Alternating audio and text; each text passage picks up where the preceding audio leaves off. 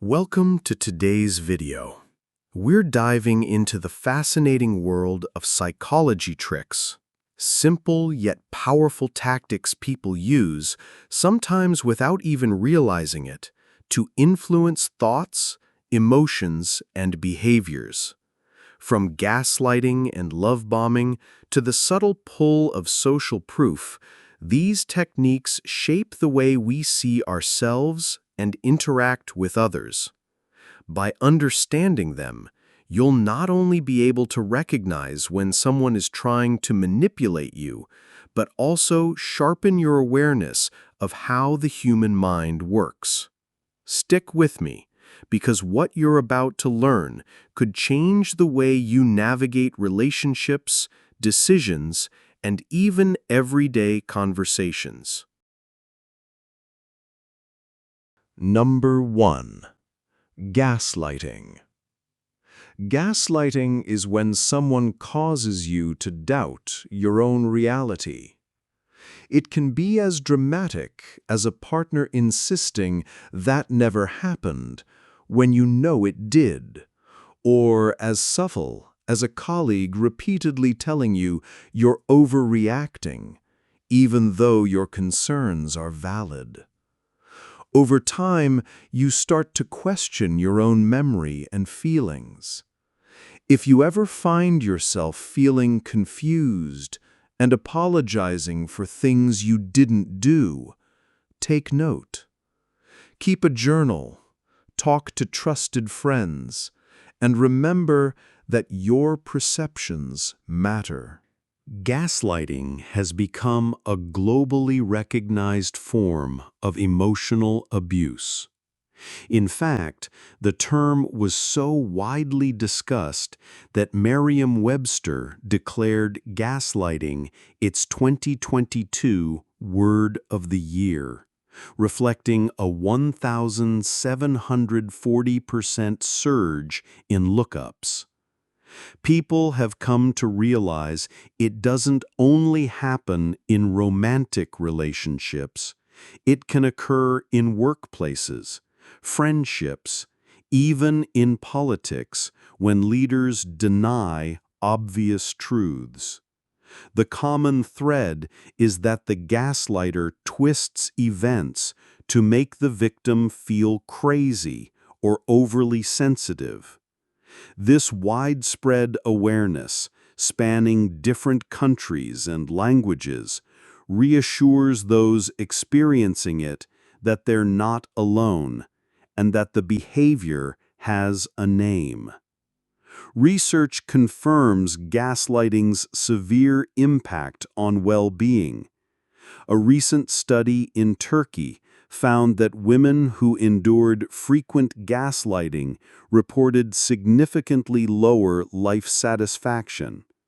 Victims often describe feeling hopeless, anxious, and full of self-doubt as their reality is continually denied. Psychologists note that this insidious tactic can even contribute to depression over time, as one's confidence and sense of self are eroded. Recovery starts with validating your own perceptions again, seeking support from friends, counselors, or support groups who remind you that you're sane and that your feelings are real. In time, rebuilding trust in your own mind becomes possible. Number 2. Love bombing. Love bombing feels like a whirlwind romance. You meet someone who showers you with messages, gifts, and promises within days. At first, it's intoxicating, like living inside a romantic movie. But once your guard is down, the same person may suddenly become jealous or controlling. A friend might do this too, lavishing attention on you only to demand your complete loyalty later. Healthy affection grows steadily. Be wary of relationships that start at full speed and then turn into possessiveness. While it often plays out in modern dating, love bombing is not a new trick at all. The term actually originated in the 1970s to describe how certain cults and extremist groups would overwhelm new recruits with affection and attention. Charismatic cult leaders like Jim Jones and others weaponized excessive flattery and affection to win followers' trust. Even outside of cults, manipulators across cultures, from gang leaders to unethical salespeople, have used intense early kindness to lower people's defenses. By recognizing that this pattern can occur anywhere, not just in romance, we stay alert when anyone, be it a new lover, friend, or organization, is too good to be true right from the start. Psychological research sheds light on why love bombing is a red flag. In the first formal study of love bombing behaviors, researchers found that those who employ this tactic tend to score high on narcissism and have insecure attachment styles. In other words, someone who bombards you with adoration might be seeking to quickly secure your affection due to their own low self-esteem or need for control. This fast-tracked fairy tale often isn't sustainable. Experts advise keeping healthy boundaries and allowing relationships to develop at a steady pace. Genuine love grows over time and includes respecting the other person's independence, not rushing intimacy as a strategy to dominate later. Number 3. Intermittent reinforcement. This trick relies on unpredictability. Think of how people keep playing slot machines because every so often there's a payout. The small wins hook them. In relationships, someone may give you praise or affection now and then, only to withdraw it without warning. That leaves you working harder and harder to regain their approval. When praise is inconsistent, it's easy to blame yourself for not being good enough. Recognize the pattern.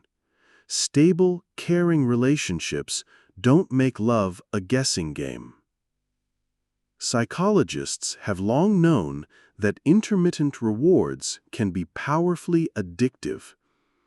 In classic experiments, B.F. Skinner found that lab animals would press a lever obsessively when food pellets arrived at random times, far more persistently than when rewards were predictable. In human relationships, a similar cycle can occur. One example is someone who experienced an unpredictable parent in childhood. Say, a father who was warm one day and distant the next. As an adult, that person might unconsciously gravitate toward hot and cold partners because the emotional roller coaster feels familiar. The intermittent bursts of affection, like crumbs of love, keep them hooked, just as the occasional jackpot keeps a gambler returning to the slot machine.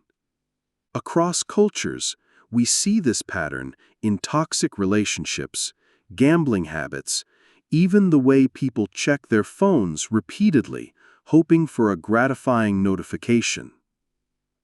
Neurologically, intermittent reinforcement can forge the kind of addiction bond. When kindness or validation comes out of the blue after a long silence, the brain releases a strong surge of dopamine, a feel-good neurotransmitter associated with reward. Over time, this conditions someone to crave those rare moments of positivity even more.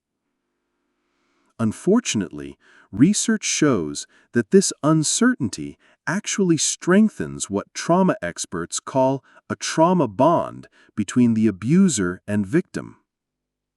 The victim becomes dependent on the abuser's occasional kindness to relieve the anxiety the abuser created. This is why people sometimes stay in emotionally abusive situations. The brief happy moments are intensely relieving, reinforcing their hope. Breaking free requires recognizing the pattern and seeking steadier sources of support.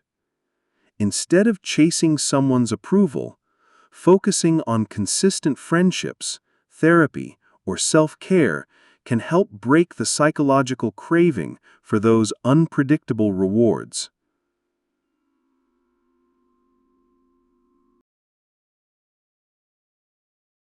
Number 4.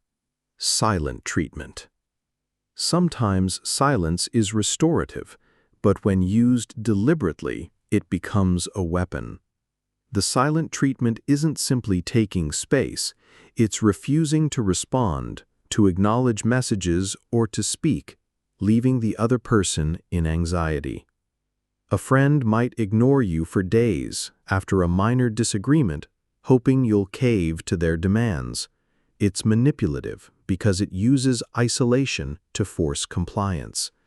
If someone weaponizes silence, set boundaries, and resist the urge to chase their approval. The silent treatment may seem passive, but its impact is painfully active. Neurological studies show that social rejection, like being given an icy silence, triggers the same brain regions that register physical pain. In other words, being frozen out by someone you care about can literally hurt. No wonder sailors in the 19th century described the silent treatment as punishment harsh enough to make strong men weep. Sadly, this tactic is common. Surveys suggest about 2/3 of people admit to using the silent treatment on someone, often to punish or avoid a conflict. The person imposing silence wields it to exert power, knowing the other person will feel anxious and desperate to restore contact. Over time, the consequences of repeated silent treatments can be devastating to a relationship and an individual's well-being. Initially, the ignored person feels confusion, then anger or panicked concern.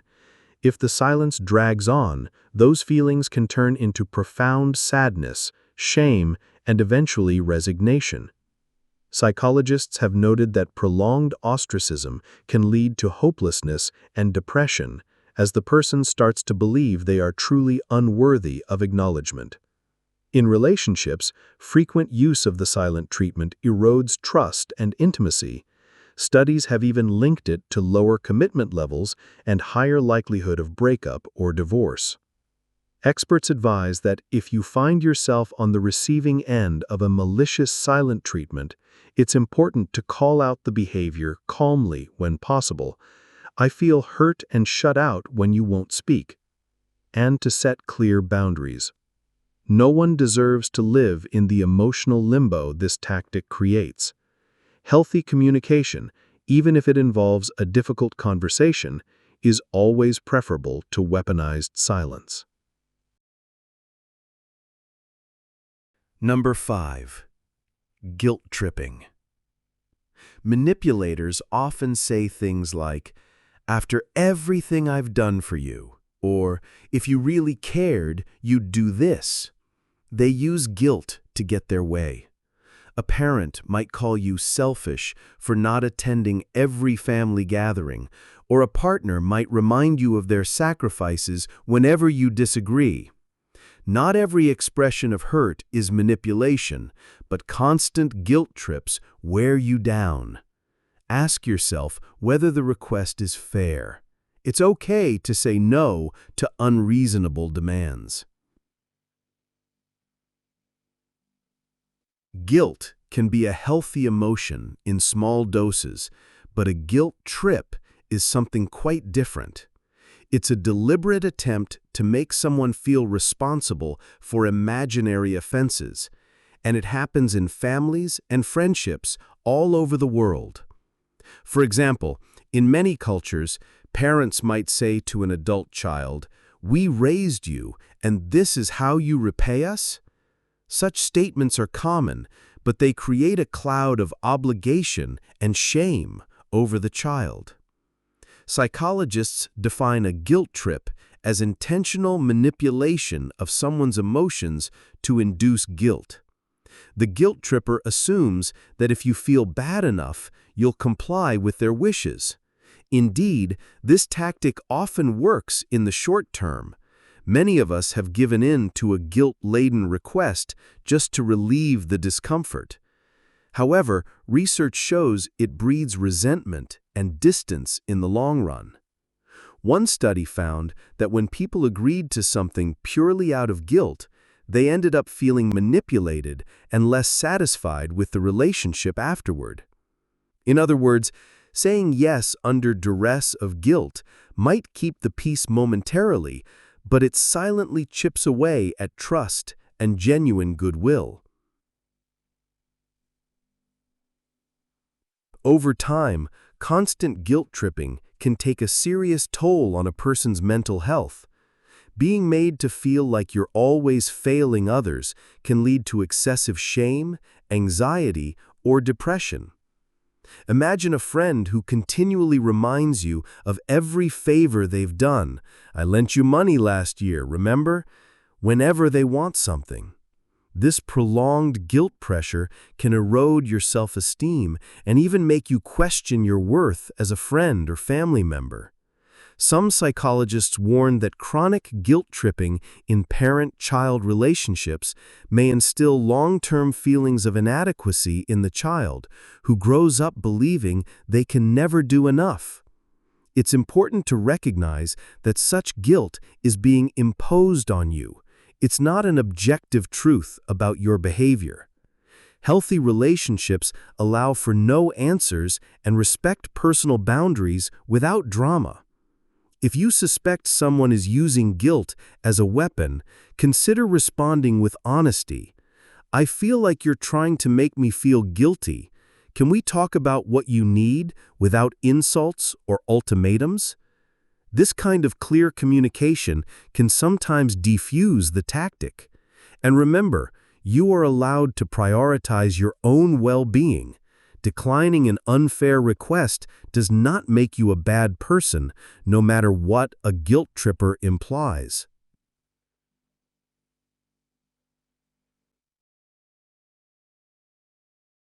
Number 6. Playing the victim.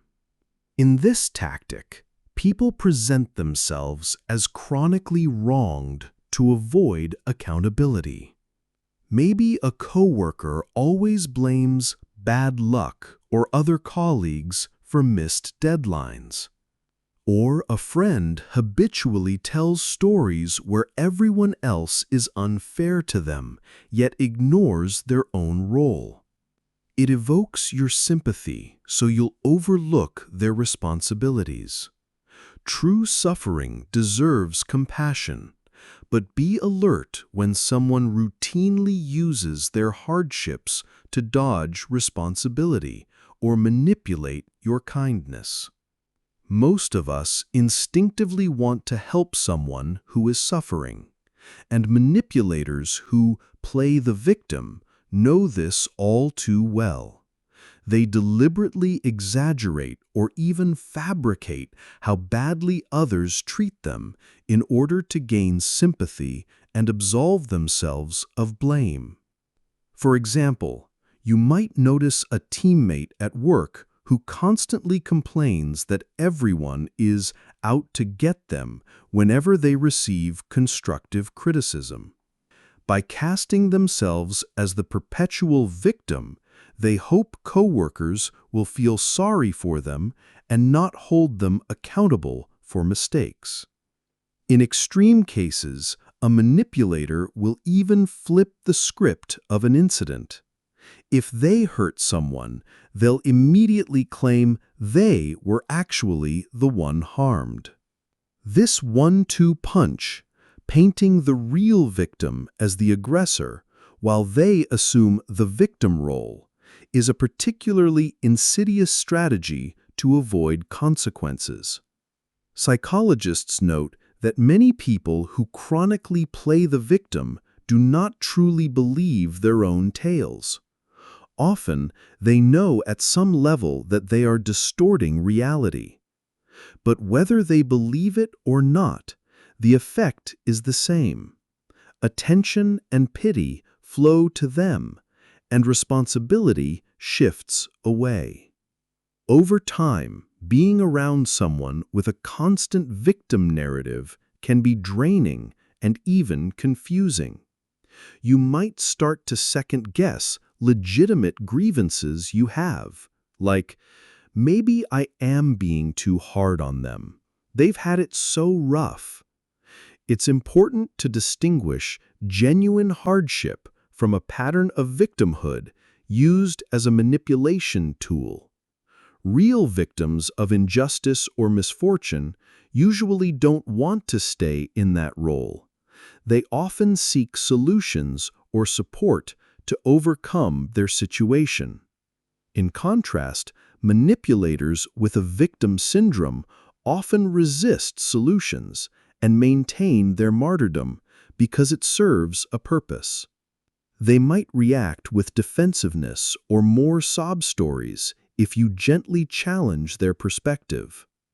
To protect yourself, set boundaries on how much emotional labor you invest. It's okay to empathize with someone's struggles, but if you notice a cycle where nothing ever improves and every conflict magically turns out to be not their fault, it may be time to step back. Encourage them kindly to take ownership of their choices. For instance, by asking, "What could you do differently next time?" rather than automatically consoling them for each alleged slight. If they are unwilling to ever leave the victim role, recognize that's a red flag. You can care about someone without accepting one-sided blame in every scenario. Healthy relationships involve give and take, and genuine accountability from all parties. Number 7. Triangulation. Triangulation brings a third person into a relationship to create tension or jealousy. It might look like your partner mentioning how close they are with an ex to make you insecure, or a friend telling you what another friend supposedly said about you. It keeps you off balance and vying for approval. A healthier way is to communicate directly. If you feel someone is deliberately stirring competition, focus on honest dialogue instead of getting drawn into their triangle. Triangulation is a common manipulation that turns conflicts into three-person dramas. Instead of addressing an issue one-on-one, the instigator ropes in a third party as an ally, messenger, or comparison to gain leverage. Picture a separated mother and father who refuse to speak civilly to each other, so they use their child as a go-between. Tell your dad I'm upset he didn't call. That's triangulation, and it puts the child in an unbearably awkward spot. Or consider a friend group where two friends are quarreling. One might pull a third friend aside to rant about the other and recruit them to take sides. This behavior is seen globally, from workplace gossip networks to extended families. Many of us have witnessed an aunt or uncle enlisting another relative's support in a dispute rather than confronting the person directly. The triangulator's goal is often to validate their own perspective by getting a third person to agree that the other party is wrong. It can also be a way to avoid direct confrontation. Conflict-averse individuals might triangulate simply because they can't face the person they're upset with. However, the strategy is toxic because it spreads the conflict wider and obscures the real issues. The problem with triangulation is that it never truly resolves anything. In fact, it usually escalates tensions. By dragging a third person into a dispute, the original issue often gets muddled by new resentments and loyalties. Psychologists warn that triangulation leads to unhealthy group dynamics where people feel they must pick a side, and communication becomes riddled with gossip, secret alliances, and unspoken resentments. The person who is being triangulated, for instance, the child in the divorced parent example, may feel pressured, controlled, or guilty for things that aren't actually their responsibility. In romantic scenarios, triangulation, such as a partner constantly invoking a third person's name to spark jealousy, creates insecurity and competition where there should be trust. The antidote is straightforward, but requires courage. Revert to direct communication. If you suspect someone is triangulating, gently encourage them to speak directly to the person involved. It sounds like you're upset with her. Maybe you should let her know how you feel instead of involving me. If you are the one being drawn in, you have the right to step out of the triangle by saying, "I don't feel comfortable being in the middle of this." Setting that boundary not only protects you, it also subtly pushes the conflicting parties to address each other, which is the only place the conflict can truly be resolved. Healthy relationships thrive on open dialogue and trust. Triangles only serve to destabilize those foundations. 8. Fear appeal. Fear can be a powerful motivator. Advertisements sometimes show graphic images of illness to push health products, or politicians warn that disaster will strike if you don't support their policies. A supervisor might exaggerate the consequences of mistakes to make employees work longer hours. While some risks are real, others are inflated to control you. When you feel frightened, pause. Seek reliable information, and remind yourself that panic often clouds good judgment. Around the world, we've all seen examples of fear-based persuasion. Public health campaigns showing horrifying images of diseased lungs to scare people off smoking, or political slogans like, "If X wins, our country is doomed." These fear appeals aim to jolt us into action by emphasizing terrible outcomes. Sometimes they are effective. A vivid warning about drunk driving can save lives by making the risk visceral. However, fear appeals walk a fine line. If overdone or based on flimsy evidence, they can cause unnecessary panic or simply make people tune out.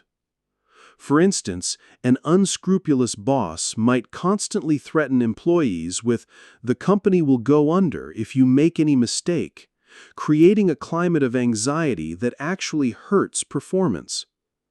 Psychology research shows that fear is most persuasive when it's coupled with a clear solution.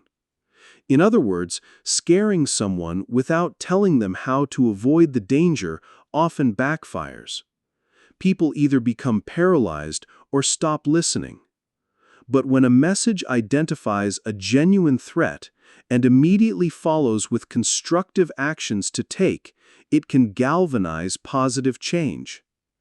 A meta-analysis of over 100 studies found that well-crafted fear appeals, for example, highlighting a health risk and giving effective prevention tips, do influence attitudes and behaviors in a beneficial way. The key is that the fear must be credible and paired with empowerment, not just doom. It's important to stay level-headed when confronted with frightening messages. Fear appeals often play on our emotions in the moment, pushing us toward snap decisions. I must buy this product now or I'm at risk. But pausing to check the facts can defuse the sense of urgency that manipulators thrive on.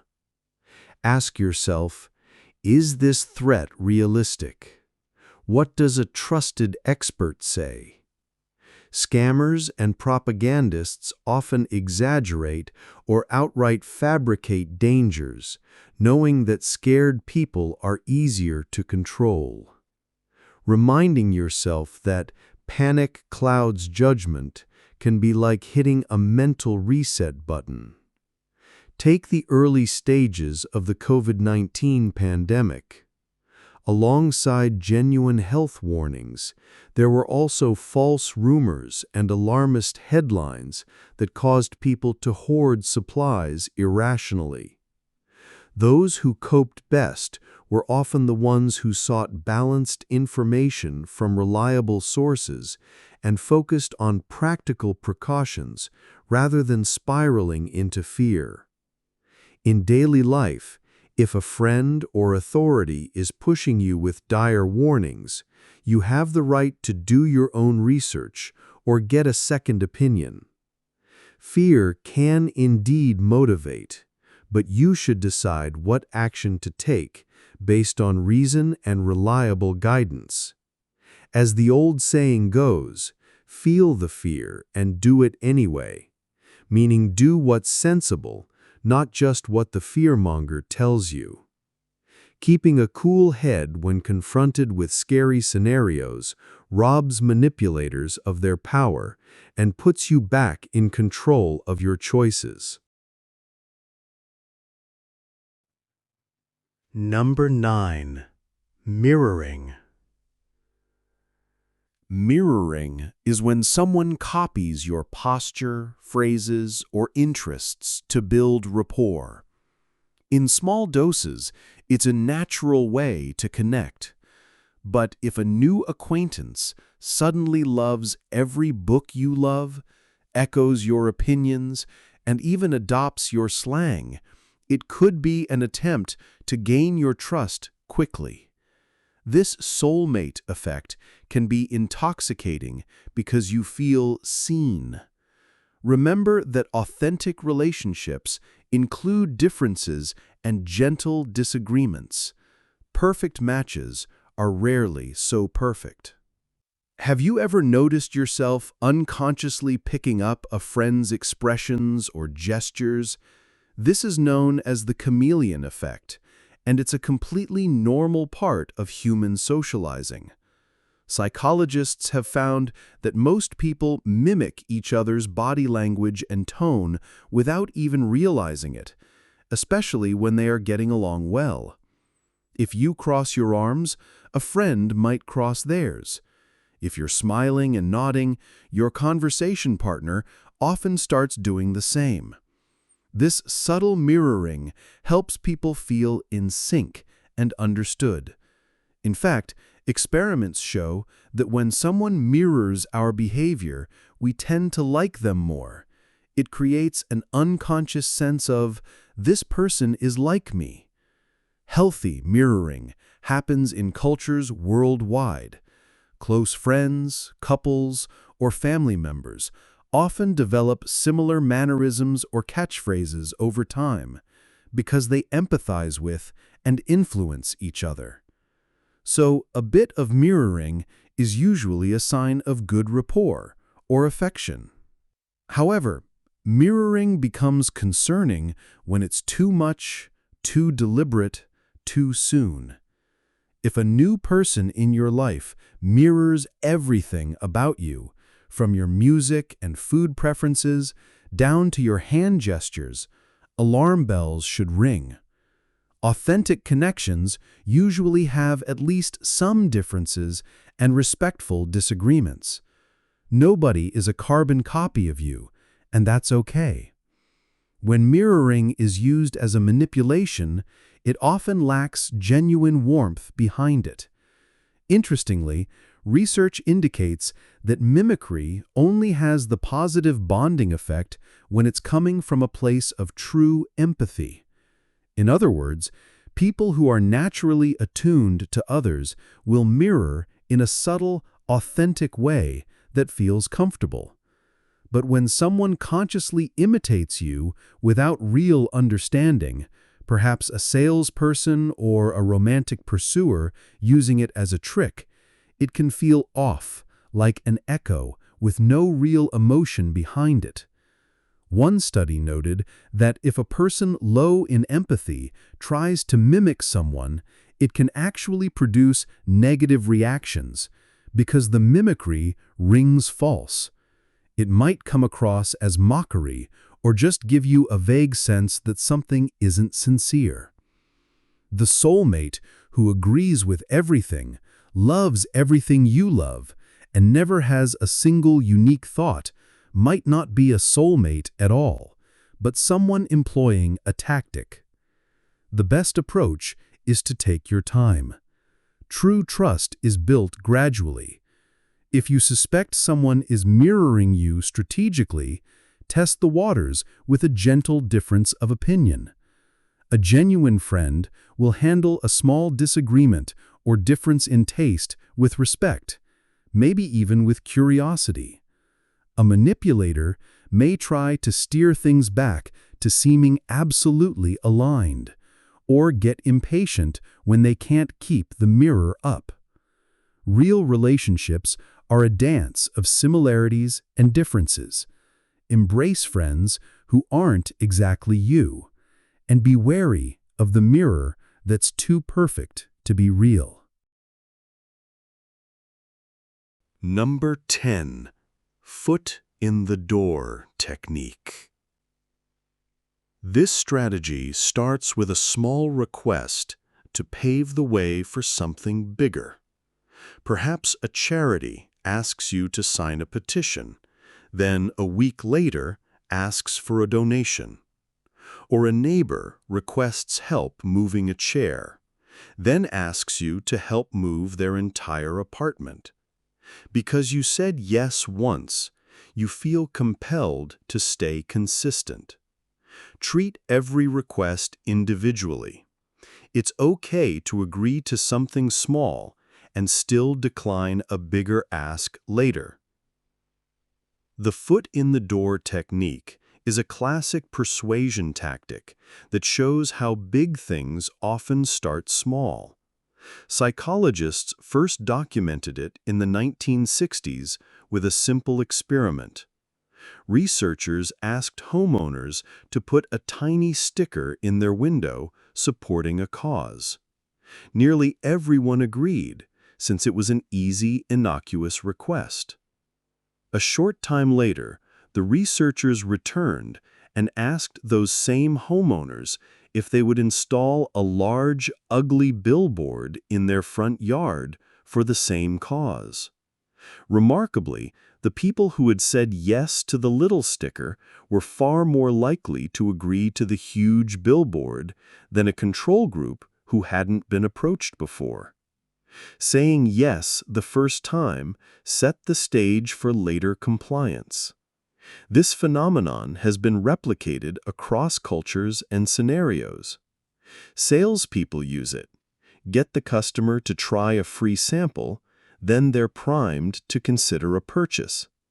Charities know that if you sign a petition or answer a survey, you're psychologically more open to donating money afterward than if they asked you out of the blue. Even parents intuitively use it. Ask a child to help stir the cake batter today, and tomorrow they might be more willing to help bake an entire cake. Why does this technique work so well? One reason is our desire for consistency in how we see ourselves. The first small agreement often changes our self-perception. After complying with a minor request, people start to view themselves as helpful, cooperative, or aligned with a particular cause. Then, when the bigger request comes, we feel an internal pressure to act in accordance with that self-image. It's as if our brain says, well, I'm the kind of person who supports this, so I should keep supporting it. Another explanation is the commitment we feel. Saying yes once creates a subtle sense of obligation to continue being agreeable.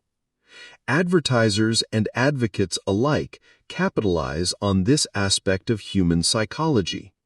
And notably, research and meta-analyses have confirmed that the foot-in-the-door approach reliably increases compliance rates.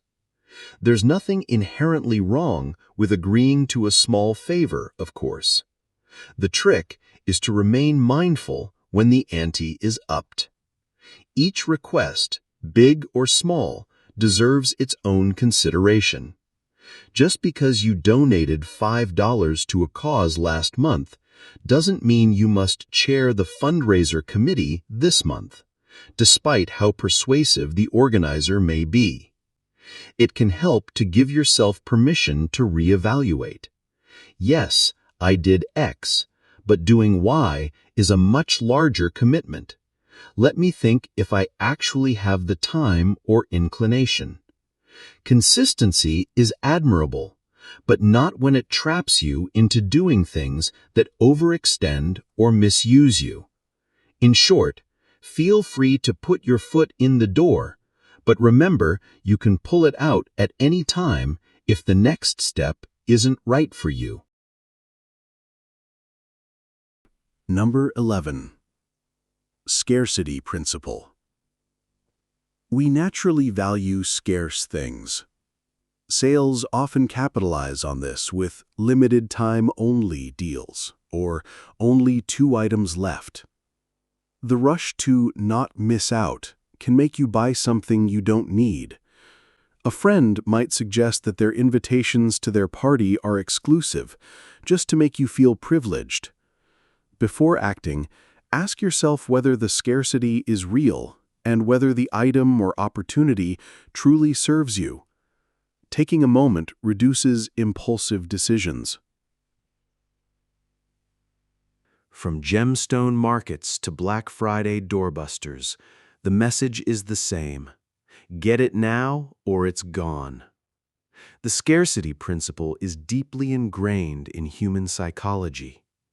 When we believe something is in short supply, we tend to desire it more. This made sense for our ancestors scrambling for limited resources in the wild, but in the modern world, it's often an illusion fabricated by marketers. Think of online shops that flash only 1 seat left at this price when you're booking a flight. Anxiety spikes, and suddenly you're hurriedly entering your credit card details. In reality, there might be plenty of seats or another sale next week, but the feeling of scarcity hijacks your rational thinking. Experiments show that people will even rate a product as higher quality if they believe it's scarce. In one famous study, participants were given a jar of cookies. Some got a jar nearly full, others got only a couple of cookies. Strangely, those who received the jar with just 2 cookies rated the cookies as more delicious and valuable than those who had an abundant supply. The cookies themselves were identical, only the perception of scarcity changed. This scarce equals better shortcut operates across cultures. Limited edition sneakers create frenzied lines in cities worldwide, and when concert tickets are hard to get, people assume the artist must be truly top-notch. Knowing this, advertisers and even manipulative individuals exploit the scarcity bias to influence our choices. A toxic friend might say, "Well, not everyone is invited to my outing. I chose you," to make you feel special and pressure you to attend on their terms. A romantic partner might artificially limit their time or affection to make you chase them, blending scarcity with intermittent reinforcement. Scarcity can also lead to conflict. Consider historical examples of divide and conquer, where colonizers would restrict resources to make groups fight each other for the scraps. The important thing is to pause and assess whenever you sense the scarcity pressure. Ask, is this item or opportunity genuinely rare, or is it engineered to make me act fast? Also, do I actually want or need it absent the scarcity? Taking a breath to answer these questions can save you from impulsive decisions, whether it's buying a gadget you'll never use or saying yes to a privilege you don't actually enjoy. In many cases, you'll find the urgency was more psychological than real. And even when something is truly scarce, like a once-in-a-lifetime experience, making a calm decision will ensure you're pursuing it because it aligns with your values, not just because you felt panicked about missing out. Marketers have a saying, scarcity sells, but you have a say in whether it sells to you. By valuing things for their true merit and not merely their rarity, you regain control over your choices. Number 12. Social proof. We look to others for cues on how to behave. That's why online stores show ratings and reviews, why restaurants are more appealing when full, why group applause can sway our opinions. Social proof turns toxic when reviews are fake or the crowd is misinformed. Cult leaders and scam artists often claim everyone else has already joined to pressure newcomers. Trust your judgment. Seek independent sources of information and be willing to stand apart when needed. Humans are inherently social creatures, and often the easiest mental shortcut is, if other people are doing it, it must be good, or at least acceptable. This tendency is known as social proof, and it can be quite useful in everyday life. If you're traveling abroad and see two food stalls, one bustling with locals, the other empty, social proof rightly suggests the busy stall might have better food. In one clever hotel experiment, simply adding a line to the towel reuse sign saying 75% of guests in this hotel reuse their towels significantly increased towel recycling rates. People took the cue that conserving towels is the norm, so they followed suit. Social proof operates in every culture. From birth, we watch and learn from others. It's why laughter is contagious in a cinema. We hear others laughing and find the joke funnier. And it's why product reviews and star ratings guide so many of our purchases. At its best, social proof is like crowdsourced wisdom. It can point us toward quality choices or pro-social behaviors we might have overlooked on our own. However, blind reliance on the crowd can lead us astray. Popularity doesn't guarantee truth or quality. Scammers and manipulative leaders abuse social proof by faking or inflating the appearance of widespread support. For example, a dubious investment scheme might hire actors for a seminar to nod along and give testimonials, making genuine attendees believe everyone is investing, so it must be legit. Online, companies have been caught posting fake positive reviews to create an illusion of popularity. In extremist groups or cults, leaders often insist that all the smart people are on our side, or that a huge, though unseen, number of others have already joined, a ploy to make recruits feel out of step if they don't jump in. Social media can amplify false social proof. A rumor retweeted thousands of times can feel more credible, even if it started from one unverified source. The danger is that we suspend critical thinking just because something seems widely endorsed. To guard against toxic social proof, it's wise to do a little homework. If a new app has 1,000,000 5-star reviews overnight, perhaps dig deeper into independent tech forums for real user experiences. If someone pressures you by claiming, "Everyone is doing this, don't be left out," step back and ask yourself if those everyone voices are trustworthy, or if you're being manipulated by peer pressure. It takes courage to stand apart from the crowd, especially when we fear looking ignorant or uncool. But often, that moment of independent thought saves us from following the herd off a cliff. Remember that many great innovations and moral stands in history came from individuals willing to say, "I know what others are doing, but is it right for me?" Use social proof as a gentle guide, not an absolute decree. In ambiguous situations, the crowd's behavior can be informative, but your own values and reasoning should always have the final say. Number 13. Reciprocity. In many cultures, reciprocity is a social glue. You give a gift and you receive one later. Manipulators use this norm by offering unsolicited favors to create a sense of debt.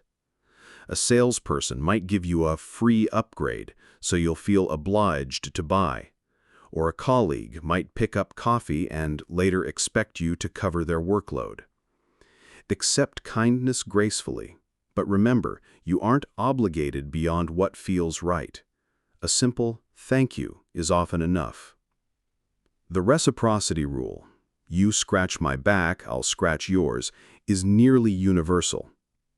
It's a beautiful aspect of human society when genuine. Sharing and trading favors helps communities thrive. If a neighbor brings you soup when you're ill, you naturally want to return the kindness when they need help.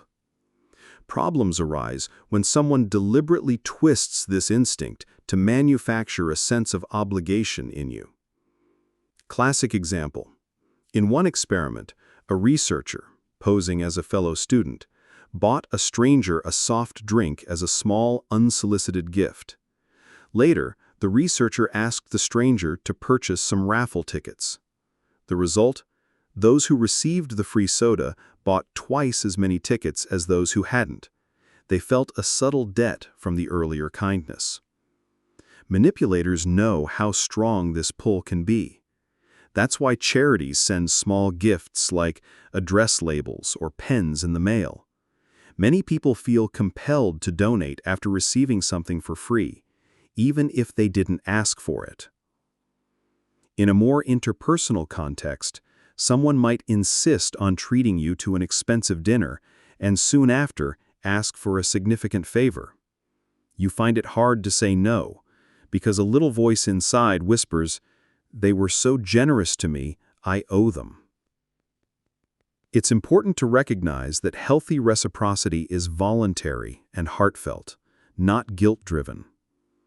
You are not a bad person if you receive a favor without immediately compensating for it, especially if the favor was unasked. Machiavellian personalities often exploit this by performing a favor strictly to hold it over you. You might detect it when the favor is offered with excessive insistence. "No, I insist, let me do this for you." And then your decline of a later request is met with, "Wow, after all I've done for you." This indicates the initial gift was not free, it had strings attached. Politely acknowledging generosity is usually enough.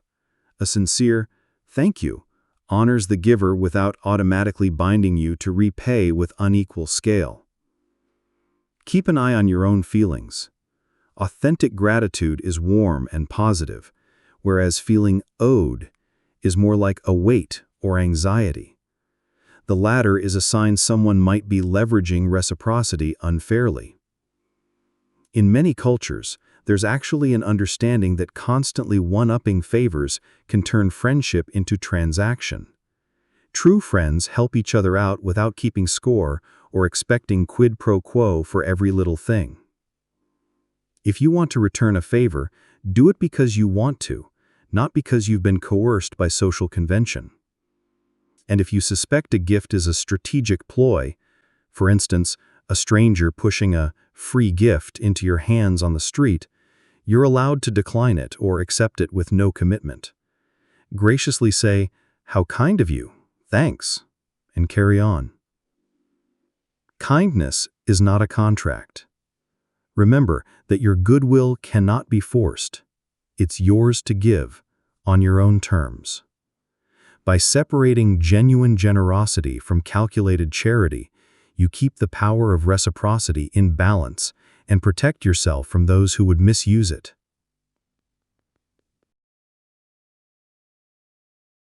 Number 14. Halo Effect. Our brains sometimes assume that if someone excels in one area, they must excel in others. We might see a charismatic speaker and therefore trust their nutritional advice, or assume a neat dresser is also conscientious at work. Advertisers use celebrity endorsements for this reason. Recognize when you're letting a single positive trait color your overall judgment. Evaluate each area separately. Someone can be charming, yet unreliable, or quiet, yet brilliant. The halo effect is a mental shortcut that saves time but can seriously mislead us.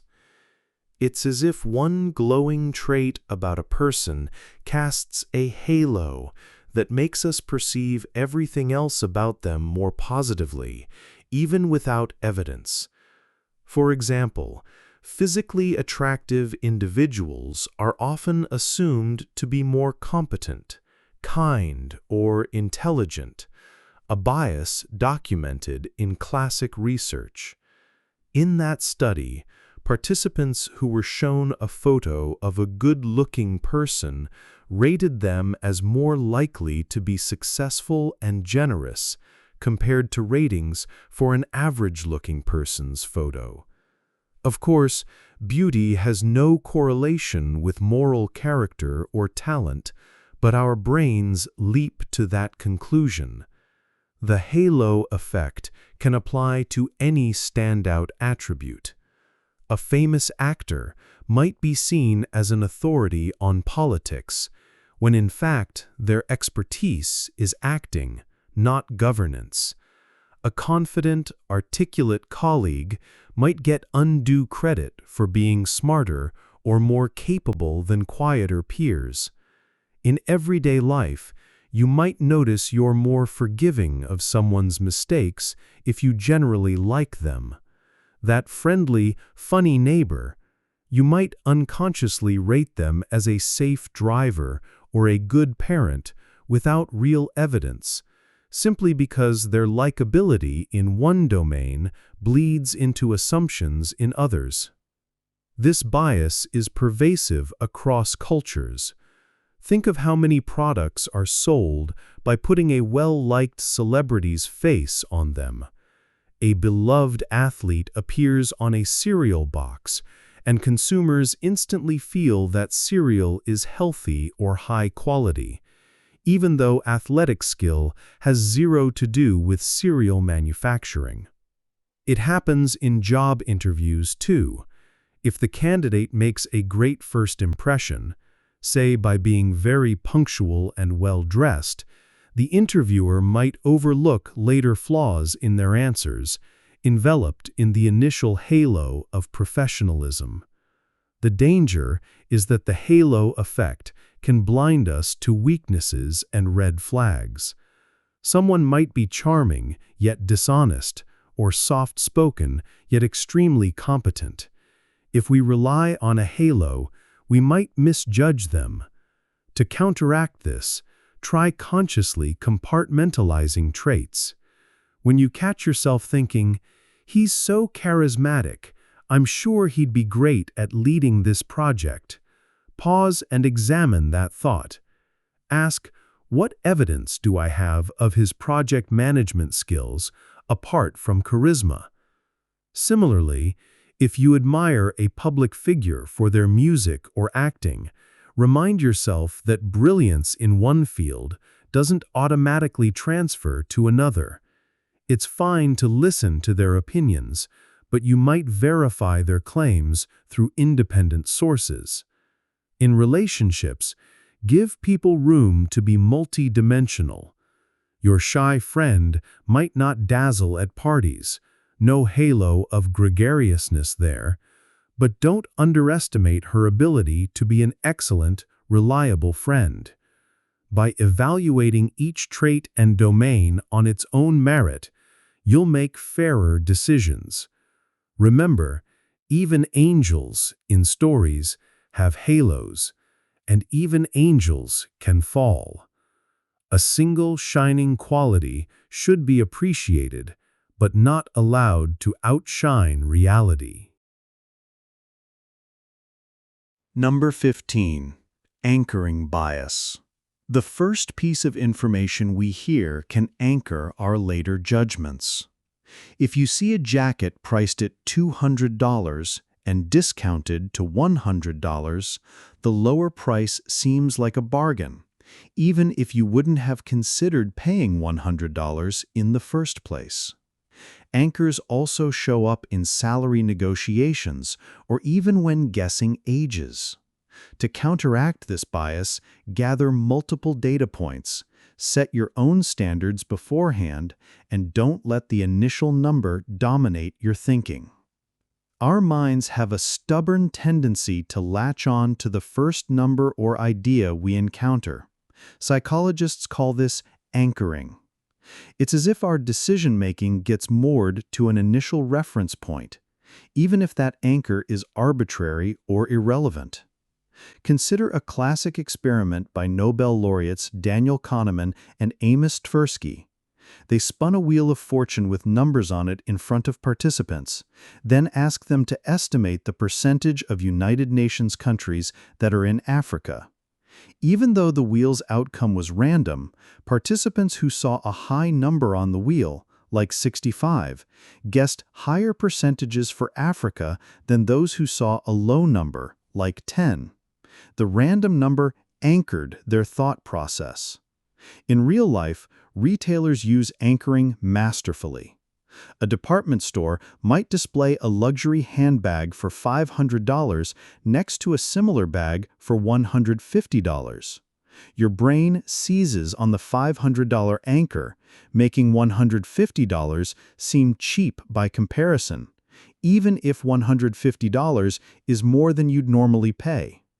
Car dealers present the high MSRP, manufacturers' suggested retail price first, so that any negotiated price below that feels like a win. And in job interviews, whoever mentions a salary figure first can strongly influence the final outcome. If you anchor high, the negotiation often centers around that high range. Anchor low, and you may end up with less. Anchoring is everywhere because it works on a subconscious level. The trouble is, it can lead us to systematic errors. We become overly influenced by irrelevant anchors.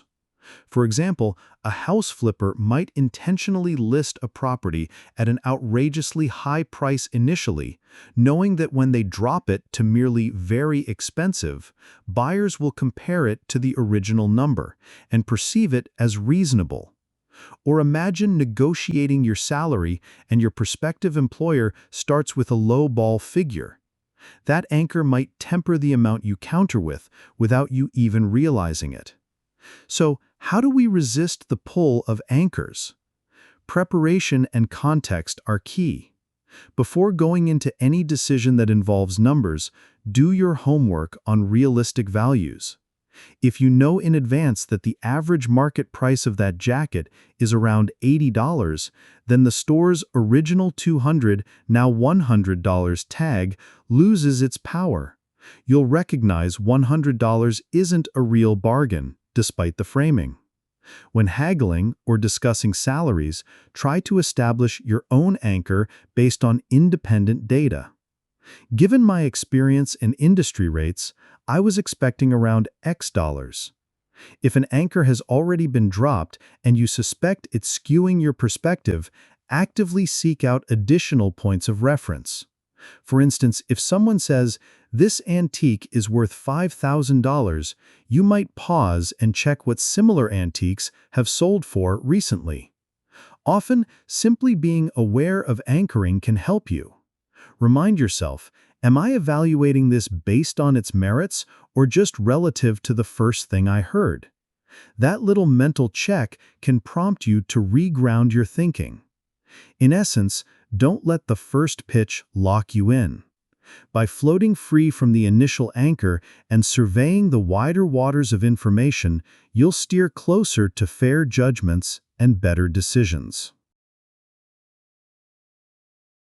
Number 16. Confirmation bias.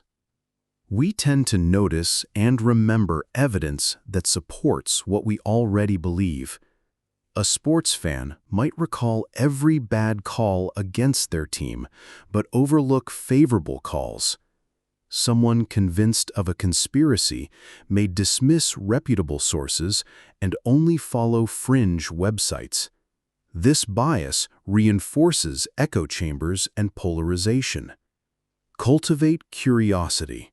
Read opposing viewpoints, ask friends with different experiences, and treat new evidence as an opportunity to refine your understanding. Confirmation bias is like a mental filter that conveniently lets in information we agree with and strains out the rest. It's comfortable, almost too comfortable, because it assures us that we were right all along. The classic demonstration of confirmation bias was in a 1979 study at Stanford. Researchers gathered participants who either supported or opposed capital punishment and showed them mixed evidence. Some studies suggesting it deterred crime, others suggesting it had no effect. Both groups stuck more firmly to their initial views after reading the same mixed evidence. Why? Each side found reasons to criticize the studies that contradicted their belief and praised the studies that confirmed it. We see this everywhere. If you believe a certain health supplement works, you'll remember the one time you felt great after taking it and discount the other times it did nothing. If you harbor a stereotype that left-handed people are more creative, every time you meet a creative left-hander, you'll file it as proof, while the many uncreative left-handers don't particularly stick in your mind. In the age of the internet, confirmation bias has turbocharged the formation of echo chambers. Online algorithms feed us more of what we engage with. If you click on articles that align with your political beliefs, the platform shows you similar content endlessly, while filtering out opposing perspectives. Over time, it can feel like everyone agrees with you, because you've unknowingly curated a one-sided information diet. This can deepen divisions between groups of people. Each side is armed with their own facts and genuinely cannot understand how the other side thinks, since they literally live in different informational worlds. Confirmation bias also affects interpersonal relationships. If you decide early on that a colleague is lazy, you're more likely to notice them coming in late than the days they stay extra hours, thus reinforcing your view unfairly. Or in a romantic relationship, if you're convinced your partner is thoughtful, you might excuse or overlook instances that contradict that narrative. Recognizing our own confirmation bias is challenging precisely because it hides in what feels like objective truth to us. But there are ways to push back. One technique is intentionally seeking out disconfirming evidence. Make it a habit, say once a week, to read an op-ed or watch a news segment from a well-regarded source that has a different viewpoint from yours. You don't have to agree with it, but try to understand the reasoning. Talk to friends or acquaintances who have different life experiences. Ask them genuinely why they hold certain opinions. You might not switch your stance, but you'll at least grasp the spectrum of informed perspectives out there. When discussing heated topics, notice your reactions. Do you dismiss counterarguments immediately, or do you consider them? Admitting "I might be wrong" is not a weakness. It's a sign of intellectual maturity. Science advances by probing and trying to disprove hypotheses, not by cherry-picking evidence. And we can emulate that spirit. Treat each piece of information not as a soldier in a battle to defend your belief, but as a teacher that might refine it. By valuing truth over being right, you free yourself from the confines of confirmation bias and open the door to learning and growth. You may still hold strong beliefs, but they will be more nuanced, empathetic, and resilient to challenge, because you forged them in the full light of evidence, not just the selective glow. Number 17. Cognitive dissonance. Holding two conflicting beliefs creates discomfort. We often resolve it by changing our attitudes or rationalizing our behavior. A person who values health but smokes may downplay the risks. A student who chose a difficult major might insist it's worth it, even if miserable. Recognizing dissonance can be liberating. When you feel tension between actions and beliefs, pause and reflect. Adjusting your actions or beliefs, rather than justifying them away, can bring peace. At our core, we strive for consistency in our thoughts, values, and actions. Cognitive dissonance is that uncomfortable mental tension we experience when things don't line up, when we do something that contradicts what we believe, or hold two ideas that conflict. Imagine the internal friction. You think of yourself as honest, yet you just told a lie to a friend. That uneasy, squirming feeling is dissonance. The theory, developed by psychologist Leon Festinger in the 1950s, has been supported by some ingenious experiments. In a famous study, participants did a mind-numbingly boring task and were then asked to tell the next person it was fun. Some were paid $20 for this fib, others only $1. Interestingly, those paid only $1 ended up rating the task as more enjoyable afterward than those paid $20. Why? Being paid only $1 wasn't enough to justify the lie, so those participants experienced dissonance. I'm not a liar, but I lied for just $1. To resolve that discomfort, they convinced themselves the task wasn't so bad after all, essentially changing their attitude to fit their action.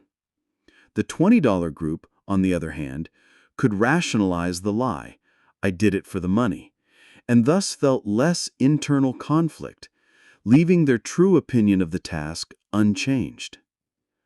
In everyday life, we see cognitive dissonance whenever actions and self-image clash. A loyal employee might pride themselves on integrity, but if they partake in a dubious company practice, they'll feel dissonance and may resolve it by telling themselves everyone does it or it's for the greater good, rather than admitting wrongdoing. Someone might purchase an expensive, impractical car, and then rationalize it by overemphasizing its few advantages. Yes, it guzzles gas, but it's so safe. Safety is priceless. It's easier on the ego to justify our choices than to face that we might have erred or acted against our values. However, constantly papering over contradictions in this way can lead us down a path of self-deception and stagnation. Recognizing cognitive dissonance in yourself is actually a great opportunity. That pang of guilt or defensiveness is a signal. Something's got to give. Either the belief or the behavior needs adjusting.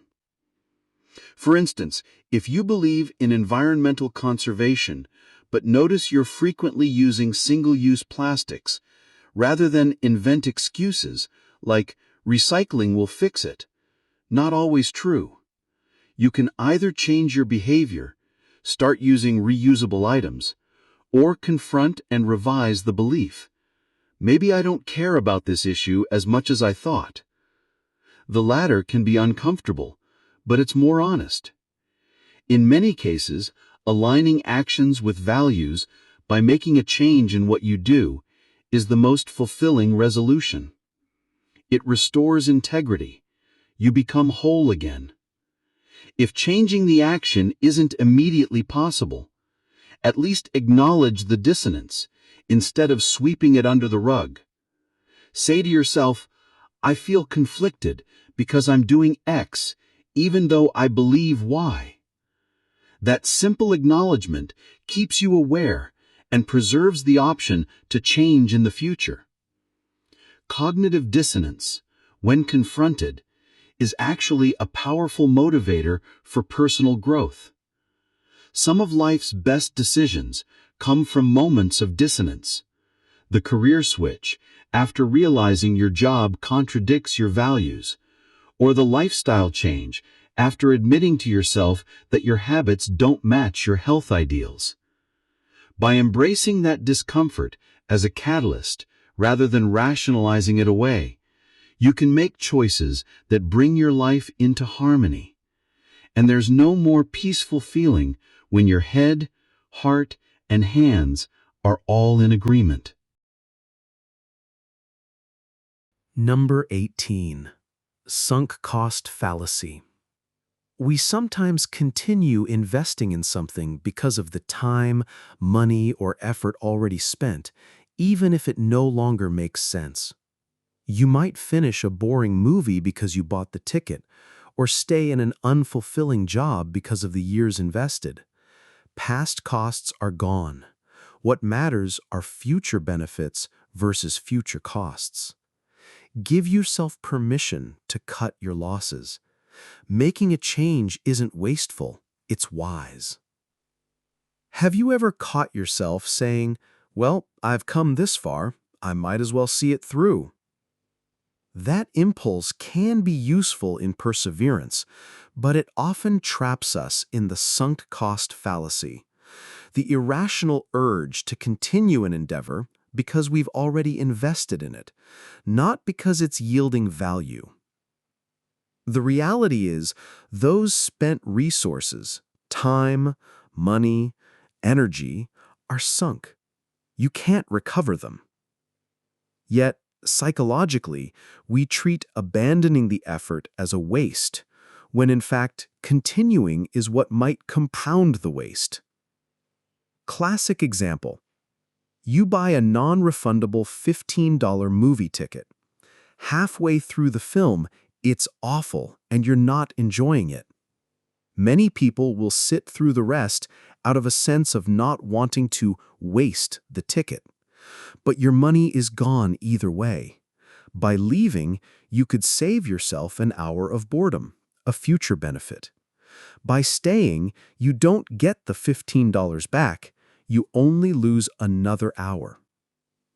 Logically, we know the next hour shouldn't be governed by a past expenditure, but emotionally, it's hard to let go. This bias appears in much higher stakes situations too. Companies pour millions more into failing projects because we've invested so much already, instead of cutting losses and reallocating resources to something more promising. Individuals remain in deteriorating relationships or academic programs long after it's clear they're unhappy, all because of the years already given. I can't quit now, I've been with them for 8 years, or I've already put 2 years into this PhD. The sunk cost fallacy feeds on a misguided sense of duty and a fear of regret. We dread the feeling that our past effort was for nothing. But remember, those efforts did serve a purpose at the time. They got you to your current vantage point of understanding. Now you know more than you did before. For instance, you might have spent years in a field of study only to discover it's not your passion. That time isn't wasted if it taught you what doesn't fulfill you and clarified what might. Persisting on a doomed path doesn't honor the past investment, it usually just magnifies the loss.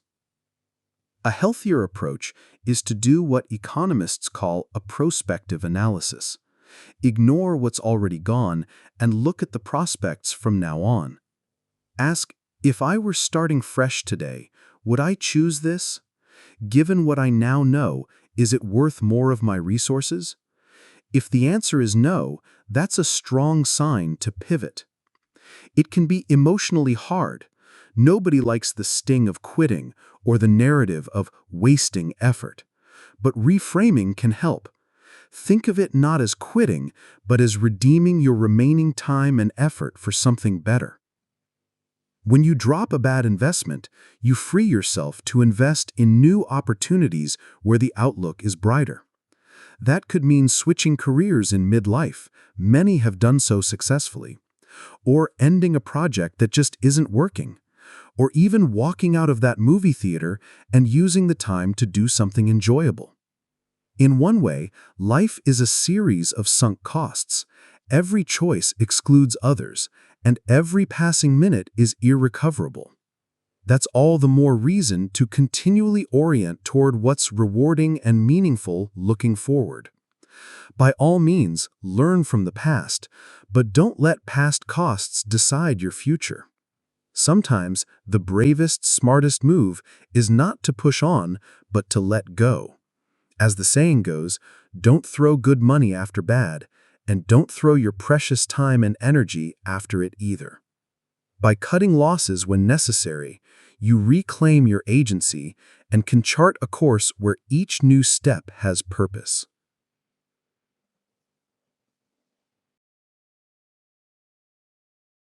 Number 19. Fear of missing out.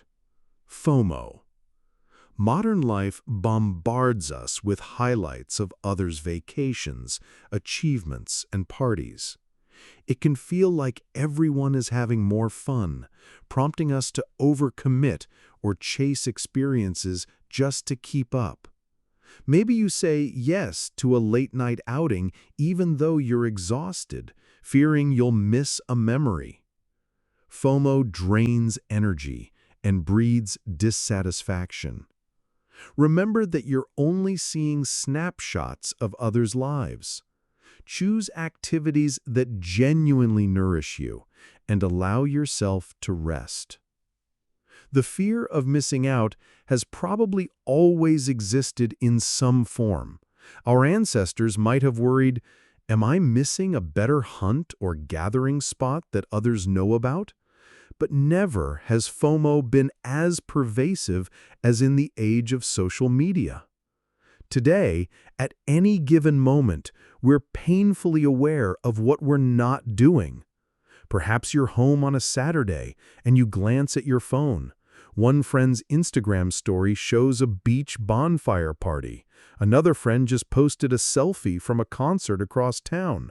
Your former classmate is launching a business in Bali. Suddenly, your quiet night feels inadequate. FOMO kicks in, a blend of anxiety and envy that somewhere others are experiencing something profoundly enjoyable or valuable without you, and that by staying where you are, you're missing a vital opportunity.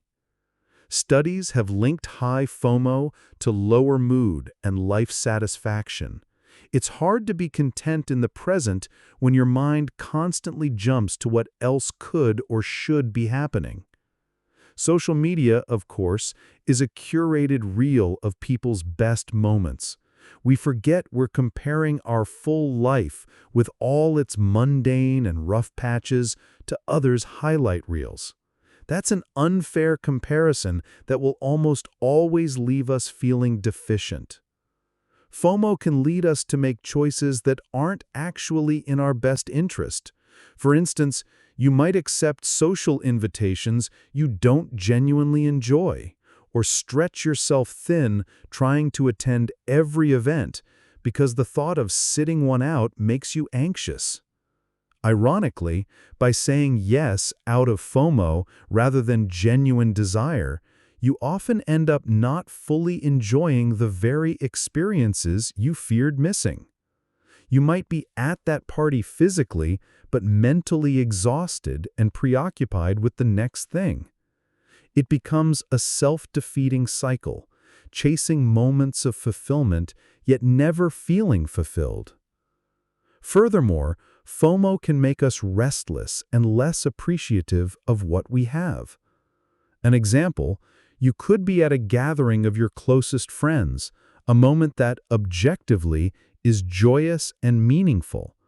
But if you glance at your phone and see another event elsewhere, you might suddenly devalue your current experience in favor of the hypothetical fun out there.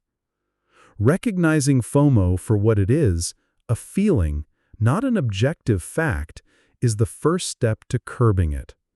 When that pang hits, remind yourself, everyone still has boring days, disappointments, and downtime. They just don't broadcast those. If you see friends traveling or achieving, be happy for them, but remember you're seeing a sliver of their reality. Contentment comes from aligning with your own values and needs, not from scattering yourself across every opportunity. Some practical strategies: deliberately schedule unplugged time where you avoid scrolling through other people's updates. Use those moments to reflect on what you truly want to do. Maybe tonight you genuinely want a quiet bath and a good book. Give yourself permission to relish that without guilt. Practice saying no to invitations that don't excite you or that would overextend you. It might feel like you're missing out at first, but what you gain is peace of mind and energy for the things that truly matter to you. Lastly, trust that life is not a zero-sum highlight reel. Just because you aren't at a particular event doesn't mean your life is any less rich. Often, when we give ourselves the gift of rest and presence, we find that the joy of missing out, as some call it, can be very real. By focusing on what feeds your soul rather than what merely fills your calendar, you transform FOMO into a deeper satisfaction that you are exactly where you need to be. Number 20. Negativity bias. Negative events stick in our memory more than positive ones. You could receive 10 compliments and 1 criticism, yet dwell on the criticism. Or you might fixate on a single traffic jam and forget the rest of your smooth drive. This bias once helped our ancestors survive, but it can dampen joy today. Combat it by actively noticing good moments. Savor a kind word, a warm meal, a calm evening. Gratitude balances the scales. Have you ever had an overwhelmingly good day marred by one bad comment or mishap, and found that it's the only thing you think about as you fall asleep? That's the negativity bias at work. our tendency to give more weight and attention to negative experiences over positive or neutral ones. From an evolutionary standpoint, this made sense. Our ancestors who remembered the location of poisonous berries or the sound of a predator and took those dangers to heart were more likely to survive than those who glossed over threats. Bad is stronger than good when it comes to impact and memory. Research in psychology consistently finds that negative stimuli produce stronger and quicker responses in our brains. For instance, in one study, people's attitudes were more heavily influenced by negative information than equally extreme positive information. A single nasty trait ascribed to a stranger, example, cruelty, skewed impressions more strongly than a single very positive trait, example, generosity, of the same magnitude. This bias can be observed even in infants. They respond more intensely to harsh tones and faces than to cheerful ones, indicating our brains are wired from early on to prioritize potential dangers or problems. In everyday life, negativity bias is why criticisms sting more than praise delights. You might receive a performance review with dozens of high marks and one area marked needs improvement, and your mind will obsess over the latter. It's why news headlines are so often negative: conflict, disaster, scandal, because media knows negative stories hook our attention more. On social media, a rude or critical comment might bother you far more than dozens of friendly ones lift you up. Unfortunately, in modern life, this bias can backfire by skewing our perception to be more pessimistic than reality warrants. If 9 things go right today and 1 goes wrong, the negativity bias ensures that one wrong thing will likely command a disproportionate share of your mental real estate. It can feed anxiety and depression, creating a cycle where you expect and notice negativity more, potentially missing out on positive experiences that are right in front of you. The good news is that with conscious effort, we can rebalance our perspective. One effective practice is gratitude. By deliberately paying attention to what's going well and taking moments to be thankful, you force your brain to encode positive events more deeply. For example, some people keep a gratitude journal, jotting down 3 good things each day. This simple exercise has been shown to increase happiness over time because it trains the mind to value the positive, even if small, rather than gloss over it. Another strategy is savoring. When something pleasant happens, a compliment, a cozy cup of tea, a laugh with a friend, pause for a few extra seconds to really feel it and register it. You're essentially telling your brain, hey, this matters, remember this. Over time, such practices can help counterbalance the heavier weight of negatives. It's also useful to rationalize with yourself when negativity bias strikes. If you get stuck ruminating on a mistake, consciously list out some successes you had as well, to put things in perspective. And remember, just because your brain clings to a negative thought doesn't make it objectively more important. It's like a distorted mirror. Aware of the distortion, you can adjust your view. By actively seeking the good, cherishing it, and gently reframing the bad as just one part of the whole, you gradually teach your mind a more balanced way to see the world. This doesn't mean ignoring problems. It means not letting them overshadow all the light that exists alongside the shadows. Number 21. Self-serving bias.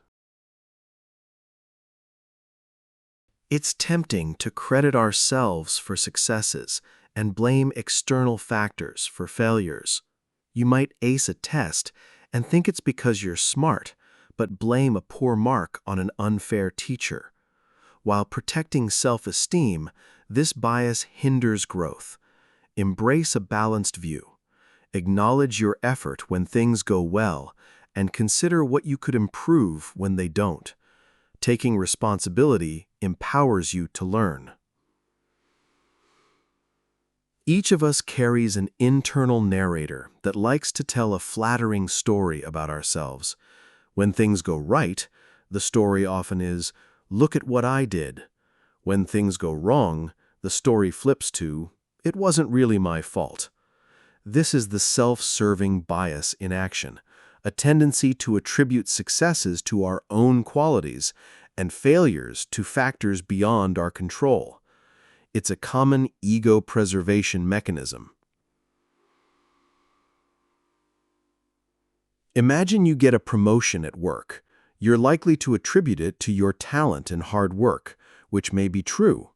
But if you were passed over for promotion, it's tempting to blame office politics or a boss who just doesn't like me, rather than considering that maybe your skills weren't fully up to par this time. This bias shows up early in life. "The sun was in my eyes. That's why I missed the catch," says the child, versus "I'm a great player" after a winning catch. And spans cultures, though some cultures encourage more modesty. In one classic study of sports teams, athletes commonly credited victories to teamwork and strategy, yet attributed losses to bad referees or weather conditions. It's not that external factors never play a role. Surely they do, but the self-serving bias skews our interpretation to favor our self-image consistently. On the surface, a mild self-serving bias can cushion us from blows to our confidence. It's comforting to think our good traits lead to triumphs and that failures are flukes or someone else's doing.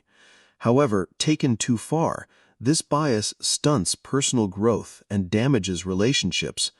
If every failure is deflected outward, we miss valuable feedback.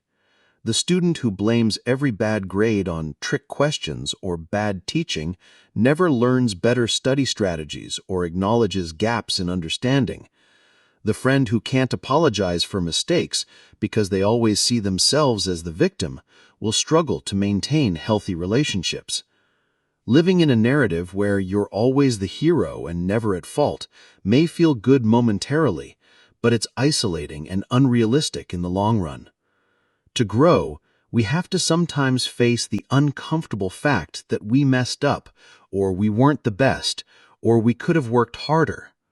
That realization is not a condemnation of your character, it's an opportunity to improve. Adopting a more balanced attribution style means giving credit and taking responsibility in fair measure. So the next time you succeed, by all means, acknowledge your effort, skill, and perseverance, but perhaps also note the support you got from others or fortunate timing if applicable. Likewise, when failure strikes, fight the reflex to immediately externalize blame. Take a breath and ask, "What could I have done differently?" And also, "What factors were out of my hands?" This even-handed approach not only makes you more accountable and humble, it ironically builds true self-esteem in the long run. When you achieve something, you'll know it's not just because of luck. You identified personal strengths and used them. When you fail, you won't feel helpless. You'll pinpoint something to change or learn for next time, which gives you a sense of control. Embracing responsibility where it's due is empowering because it reminds you that your choices matter. Moreover, being able to say, "I was wrong," or "I could have handled that better," earns respect from others. It shows integrity. So the next time your internal narrator tries to whitewash a failure or hoard all the glory, gently challenge it. Write a more nuanced script. In that honesty, you'll find a pathway to becoming a wiser, more respected, and more resilient individual. 22. Bystander Effect. In a crowded street, someone drops a bag of groceries. Do you help or assume someone else will. Studies show that when many people witness a problem, each person feels less personally responsible. This is the bystander effect. It can lead to delays in emergency aid or small acts of kindness left undone. Counteract it by acting as if you're the only one who can help. A simple gesture can inspire others to join in. There's a curious and troubling paradox in human behavior. The more people who are present to see something wrong, the less likely any one of them is to intervene. This phenomenon came to public awareness through a famous, and for a long time exaggerated story of a 1964 New York City crime, where it was initially reported that dozens of neighbors witnessed a woman's assault and did nothing. While later investigations revealed that narrative wasn't entirely accurate, psychologists John Darley and Bibb Latané were inspired to explore this bystander effect in controlled studies. In a classic experiment, they had volunteers sit in separate cubicles and converse via intercom. One participant, actually an actor, pretended to have a seizure. When volunteers thought they were the only person hearing the emergency, about 85% rushed out to help. But if they believed 4 other people were also listening, only 31% took action quickly. The more witnesses, the more each individual relaxed into inaction, assuming someone else will surely step in. This diffusion of responsibility can be deadly in emergencies. Cases have been documented where people in distress weren't helped promptly in crowds, not due to malice or indifference, but because everyone was waiting for someone else to do something. The bystander effect doesn't just apply to dramatic crises. It seeps into everyday life. If you've ever been in a group and noticed litter on the ground, you might walk past it thinking, well, I shouldn't have to pick it up. There are many others around. In a full office kitchen, an overflowing trash bin might go unemptied because each employee figures the cleaning crew or a coworker will handle it. In psychological terms, when responsibility is shared among all, it often ends up effectively held by none. There's also evaluation apprehension. People fear stepping up because they worry about looking foolish if it turns out help isn't really needed or someone else steps in simultaneously. Unfortunately, the cost of inaction can be high. From minor, a person struggles unnecessarily with a heavy door while others watch, to major, medical attention is delayed in a critical moment. How do we overcome the inertia of the crowd?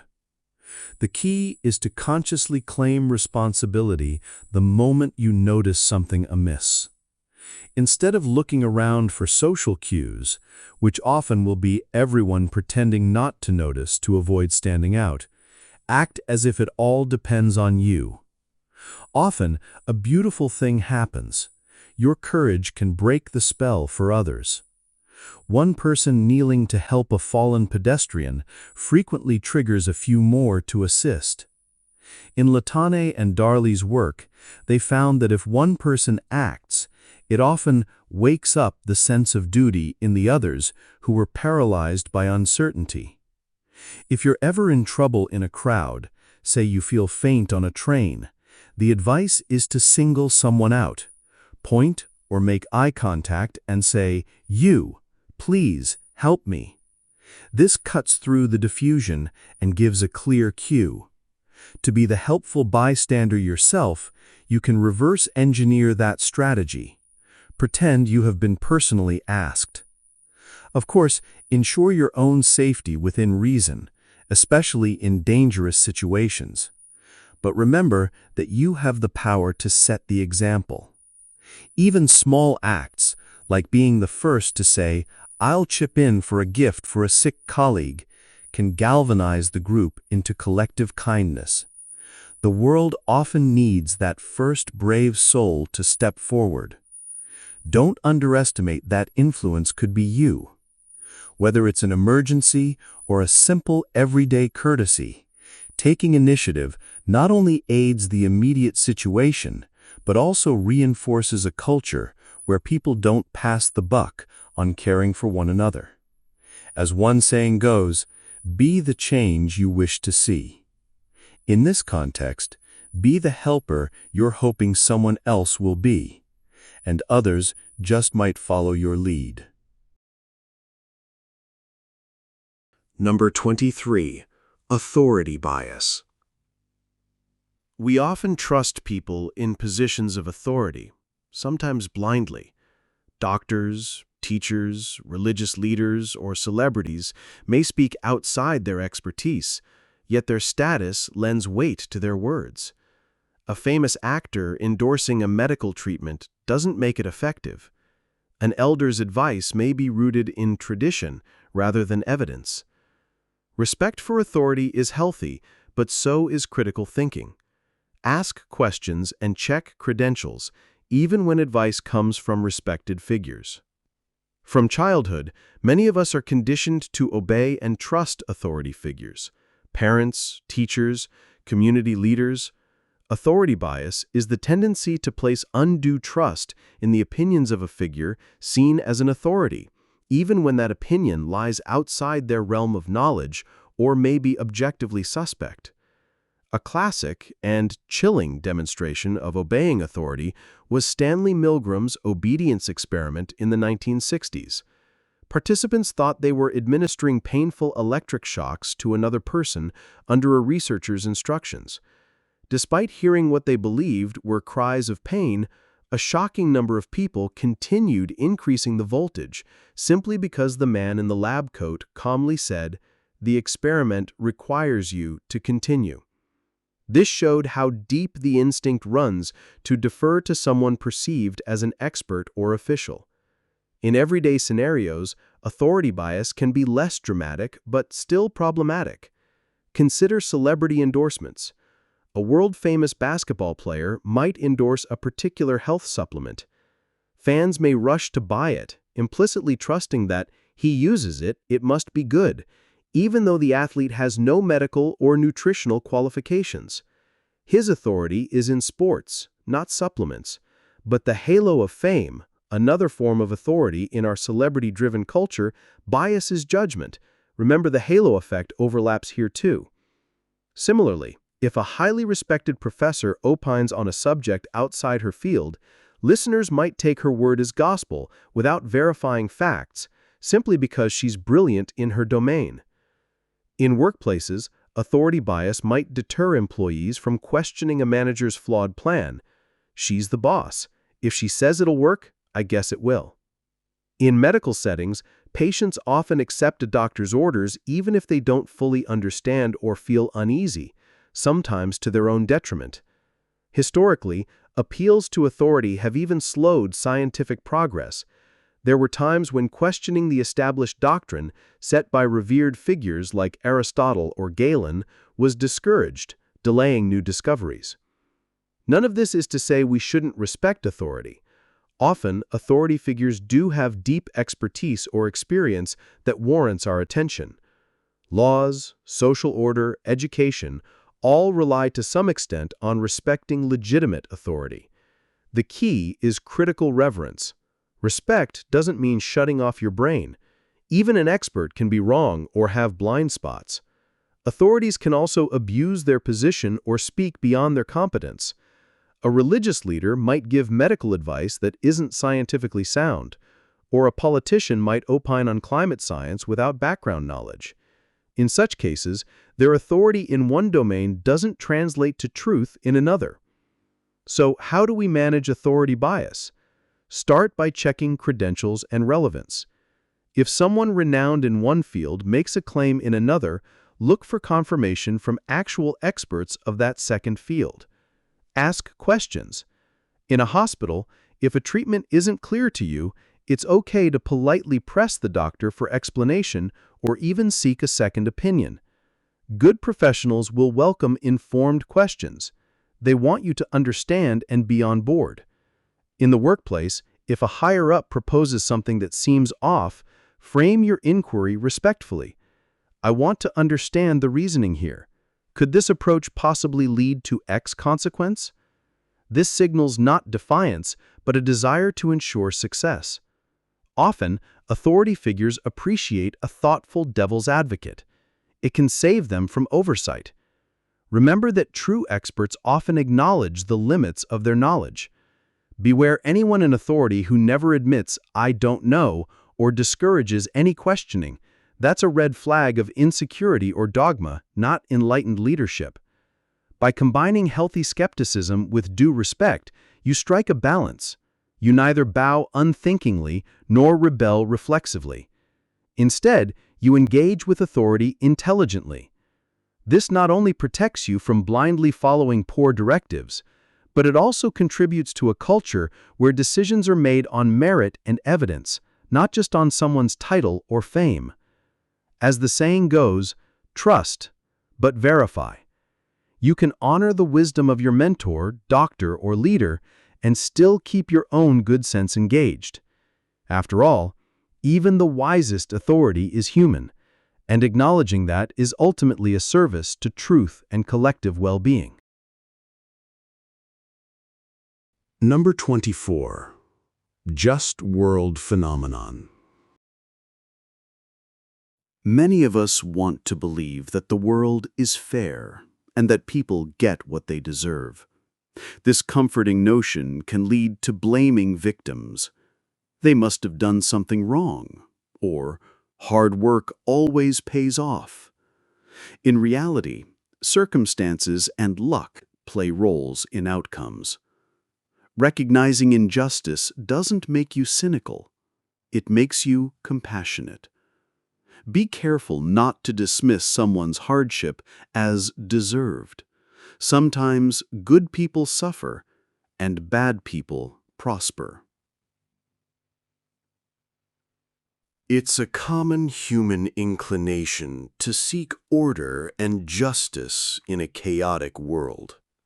The just world phenomenon, as psychologists call it, is our tendency to assume that life is essentially fair, and therefore people end up where they deserve to be.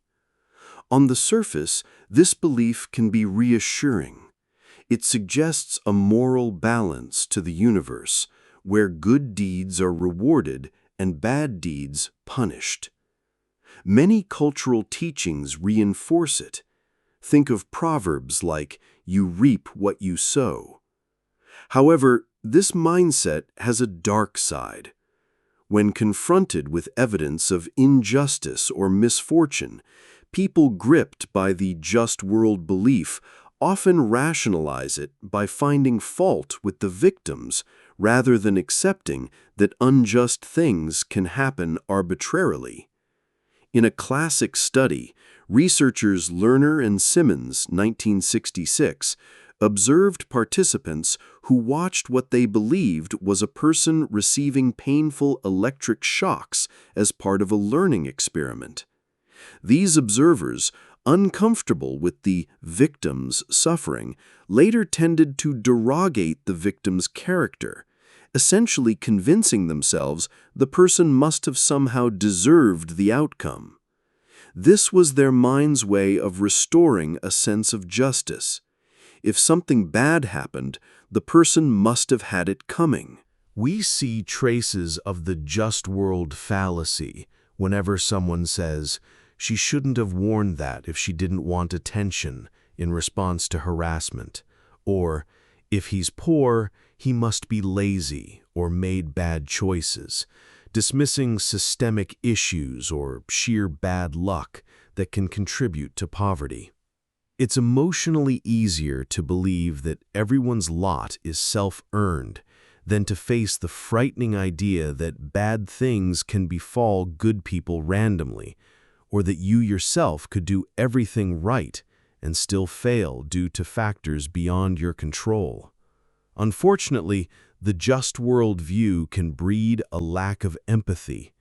It can lead people to distance themselves from those who are suffering in an effort to reassure themselves that I'm different, that wouldn't happen to me. For instance, in some cases of illness, observers may search for ways to blame the patient. He smoked, so of course he got lung cancer. Or, even more tenuously, she was so stressed all the time, maybe that caused her cancer. Certainly, lifestyle factors matter, but it's not always so straightforward, and blaming offers a false sense of security. Breaking free of the just world illusion involves accepting two truths. Not all outcomes are fair, and misfortune can befall anyone. This recognition isn't meant to make us despair or abandon striving for good. Rather, it's to cultivate compassion and a realistic sense of cause and effect. When we accept that sometimes people suffer undeservedly, we're more likely to extend a helping hand or advocate for change instead of shrugging off others' pain as their problem. It also means tempering our judgment when someone is struggling. Instead of immediately asking, what did they do to get themselves there? We might consider what systemic or situational factors could be at play. How can they be helped? In our personal lives, rejecting the pure just world myth can actually make us more resilient.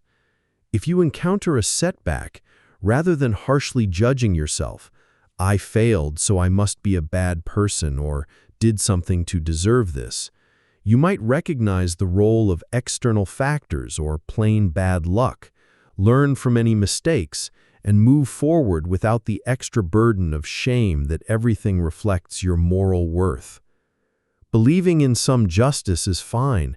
It can motivate ethical behavior, but it should be paired with the understanding that the world isn't perfectly karmic. Good deeds might not always get immediately rewarded, and sometimes painful things happen to people who did nothing wrong. That realization makes us kinder and, arguably, more prepared to handle life's ups and downs.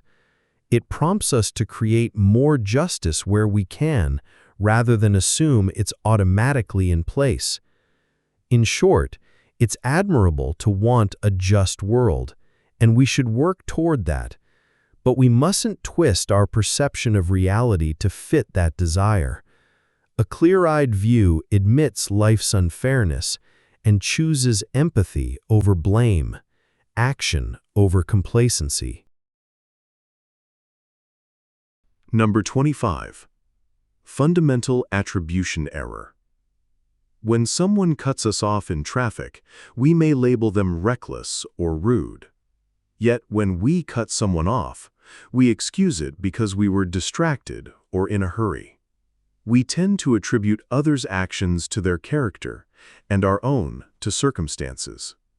Extend the same generosity to others that you give yourself. Perhaps that hurried driver was rushing to a hospital.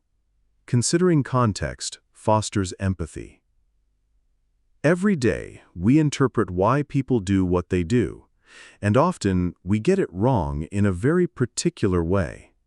Psychologists call it the fundamental attribution error, our bias to attribute others' behaviors to their character or disposition, while attributing our own behaviors largely to external circumstances. In essence, we tend to believe their actions spring from who they are, whereas our actions spring from the situation we're in. For example, if you see a coworker snap in a meeting, you might think, wow, they have anger issues. A dispositional attribution. But if you yourself snapped in a meeting, you're keenly aware it was because you were under extreme pressure that day, not because you're an angry person. We do this with positive behaviors too. If I see someone volunteering on the weekend, I might think, she's such a generous, good person. Whereas if I volunteer, I might frame it as, I had some free time and it was for a cause I care about. In classic experiments, even when people were told that a writer was assigned to take a certain stance in an essay, hence the content didn't necessarily reflect their true belief, readers still tended to infer the essay reflected the writer's actual attitude. We have a stubborn tendency to ignore context when judging others. This bias leads to empathy gaps.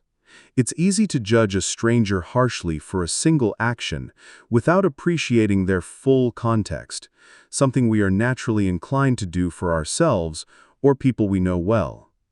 If a friend is late to dinner, you might excuse it knowing how hectic their day was. But if a new acquaintance is late, you're more likely to think, they're so irresponsible. The fundamental attribution error is essentially a shortcut, assuming character is the driving force, and it often sells others short. It also creates friction. One-off behaviors get turned into labels, like he's clumsy, she's lazy, that person's an idiot, that might be very unfair. Consider road rage incidents. We yell at the jerk in the other car, confident it's a personality flaw, when it could be a usually polite person having a truly awful morning. Meanwhile, when we make a driving mistake, we hope others will understand it was just a mistake. Part of why we do this is that someone else's situation is invisible to us. We only see their action. Meanwhile, our own situational factors are front and center in our mind. There's also a subtle ego boost in thinking, I wouldn't do that. It elevates us by diminishing them. Yet life has a way of humbling us. Given similar circumstances, we might indeed do that.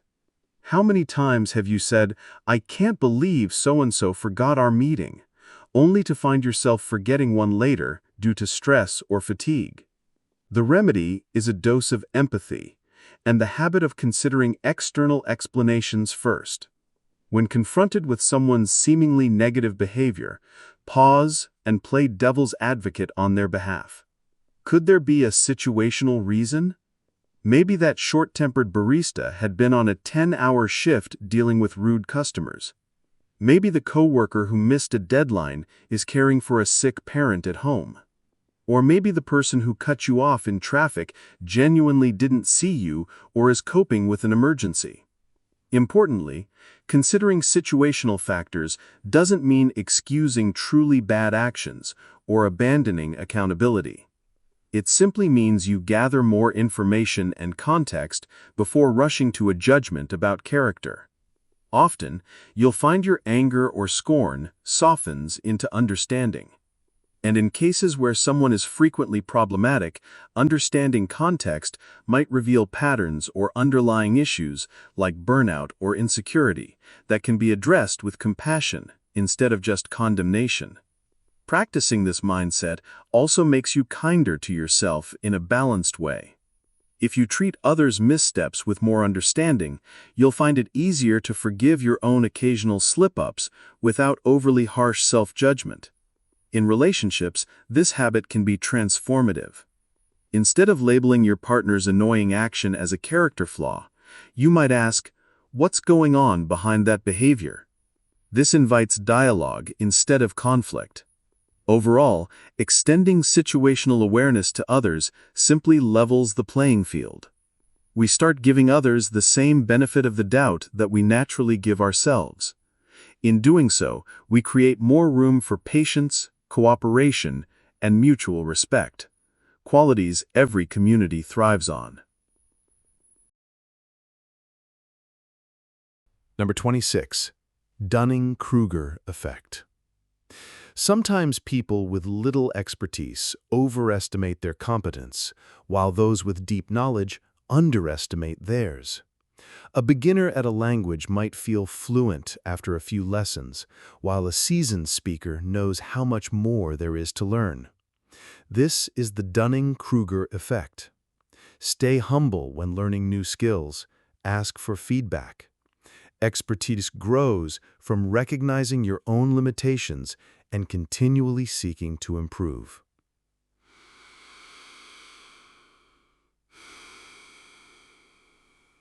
It's a curious irony. The less we know, the more confident we might be about what we do. This is encapsulated in the Dunning-Kruger effect, named after psychologists Justin Kruger and David Dunning, who observed it in experiments. In their studies, people who scored in the bottom quartiles on tests of humor, grammar, or logic grossly overestimated their performance, in some cases thinking they were well above average when in fact they were at or near the bottom. Meanwhile, those who scored near the top tended to slightly underestimate how well they did relative to others. The idea is that incompetence can blind people to their own incompetence. To know how bad you are at something actually requires a certain level of skill and knowledge, precisely what the unskilled person lacks. As Dunning himself put it, if you're incompetent, you can't know you're incompetent. The skills you need to produce a right answer are exactly the skills you need to recognize what a right answer is. That's why a novice guitar player might perform a simple song and think, "I've mastered the guitar," because they don't yet have exposure to more advanced techniques that would reveal the gaps in their ability. On the flip side, true experts often have spent so long grappling with the vast complexity of their field that they become more cautious or modest about their own prowess. They realize how much they don't know. A master pianist, for instance, might modestly say they're still learning, aware that there are pieces they haven't played or nuances to still refine. In contrast, a beginner who can play a few pop songs might boast about being ready to perform on stage. We see Dunning-Kruger in everyday life, the colleague who speaks the loudest in meetings despite having the shallowest grasp of the topic, or the friend who just started baking and now declares they could open a bakery, while a professional baker will tell you how much there is to perfect. On the internet, it's rampant.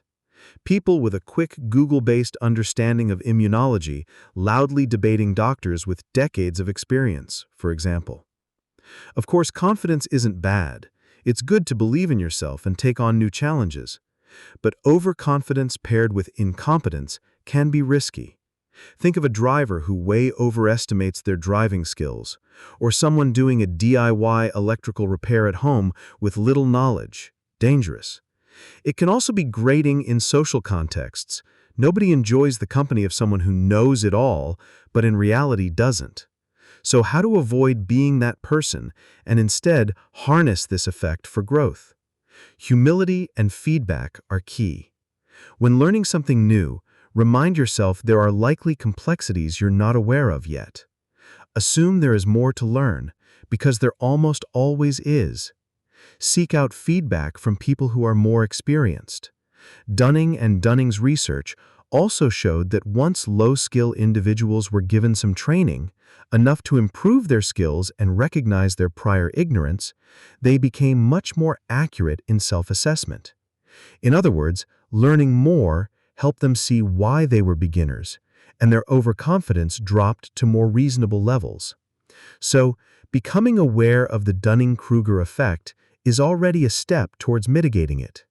It teaches us to question our absolute certainty, especially in areas where we've only scratched the surface. If you catch yourself thinking you have something all figured out in a short time, that's a signal to delve deeper or consult others. Conversely, if you're someone who actually has a lot of experience but tends to undervalue your ability, the other side of Dunning-Kruger, recognize that too. Sometimes experts assume, if I find this easy, everyone must, and so they downplay their own expertise. If people consistently tell you you're good at something, trust that evidence as much as you'd trust critique. Ultimately, the best path is continuous learning. The true mark of wisdom is knowing the limits of your knowledge. By staying curious, asking questions, and listening more than you speak when outside your competence, you not only avoid the pitfalls of the Dunning-Kruger effect, you also keep growing in skill and understanding. In the long run, competence and confidence will come into a healthier balance where you neither underestimate nor overestimate yourself, but see your abilities as they are. That realistic self-awareness is a foundation for genuine confidence and improvement. Number 27. Groupthink. In groups, the desire for harmony can suppress dissent. Maybe your work team agrees on a risky project because no one wants to seem negative, or a group of friends goes along with a plan they're unsure about to avoid conflict. Groupthink leads to poor decisions and stifles creativity. Create space for honest discussion. Encourage colleagues and friends to voice concerns without fear. Diverse views build better outcomes. When people gather in a cohesive group, a strange thing can happen. The group as a whole can become blinkered and overconfident, even if many individuals privately have doubts.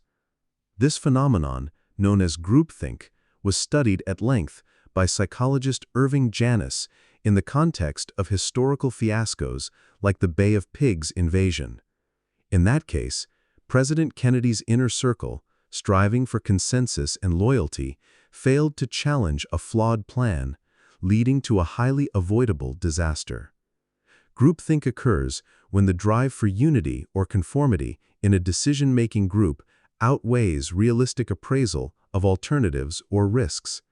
Symptoms include the illusion of invulnerability, we can't possibly all be wrong, self-censorship by members, withholding objections to avoid rocking the boat, and often a false assumption that silence means everyone's in agreement.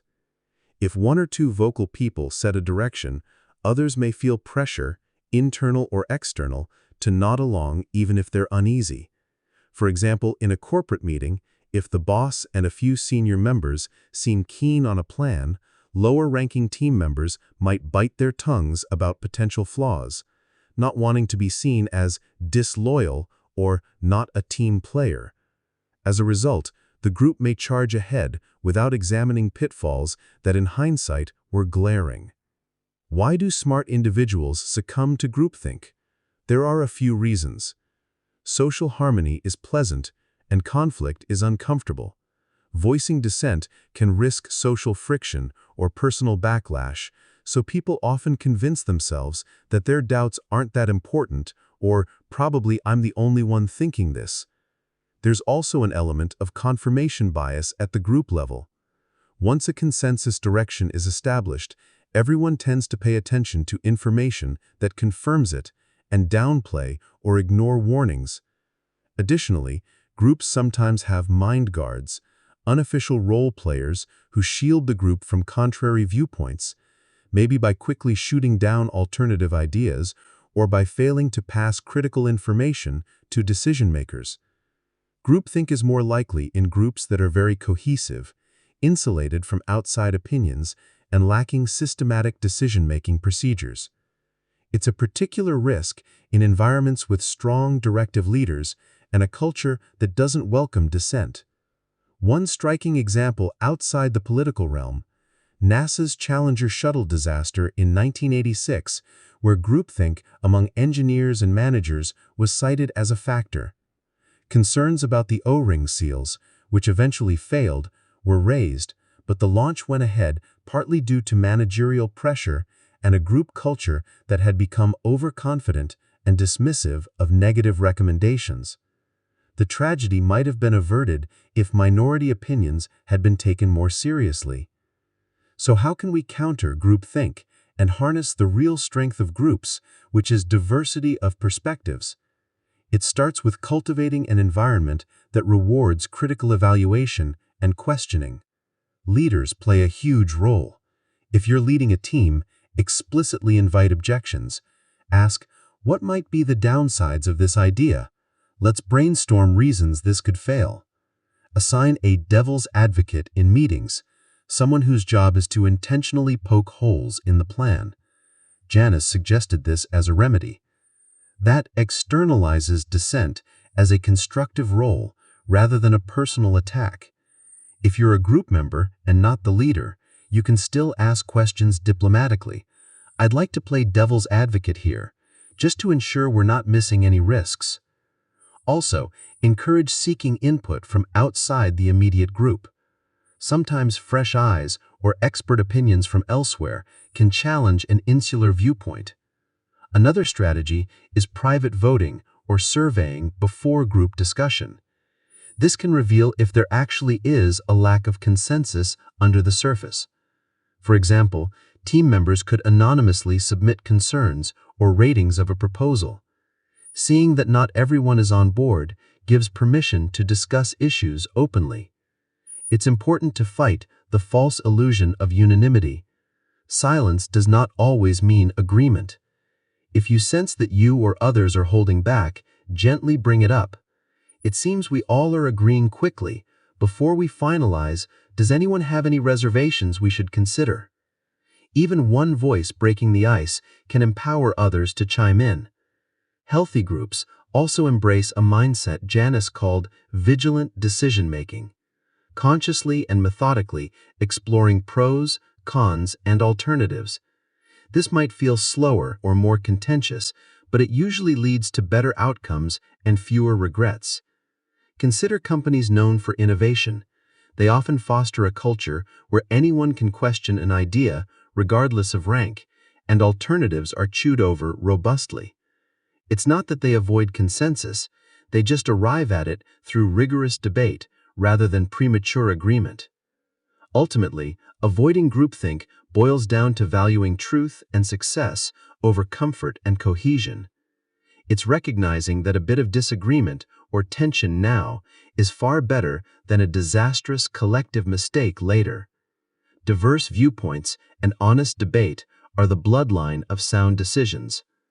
If you find yourself in a group where everything seems a little too easy and agreeable, that's the moment to pause and ask, have we really considered all angles? Chances are the slight awkwardness of that question is a small price to pay for making the group smarter and the decision wiser. Remember, true teamwork isn't about everyone always agreeing. It's about everyone working together to find the best path forward, even if it means challenging each other respectfully along the way. Number 28. Bandwagon Effect. Ever found yourself adopting an opinion simply because it's popular? From viral challenges to fashion trends to investment crazes, the bandwagon effect makes us follow the crowd. Some trends are harmless fun. Others lead to regret when the excitement fades. Before joining in, ask whether the choice aligns with your values and needs. Independent thinking may feel lonely at times, but it preserves authenticity. Humans are inherently social, and often we take cues from others to decide what is good, important, or desirable. The bandwagon effect is our tendency to hop on what others are doing simply because many people are doing it. It's like mental peer pressure.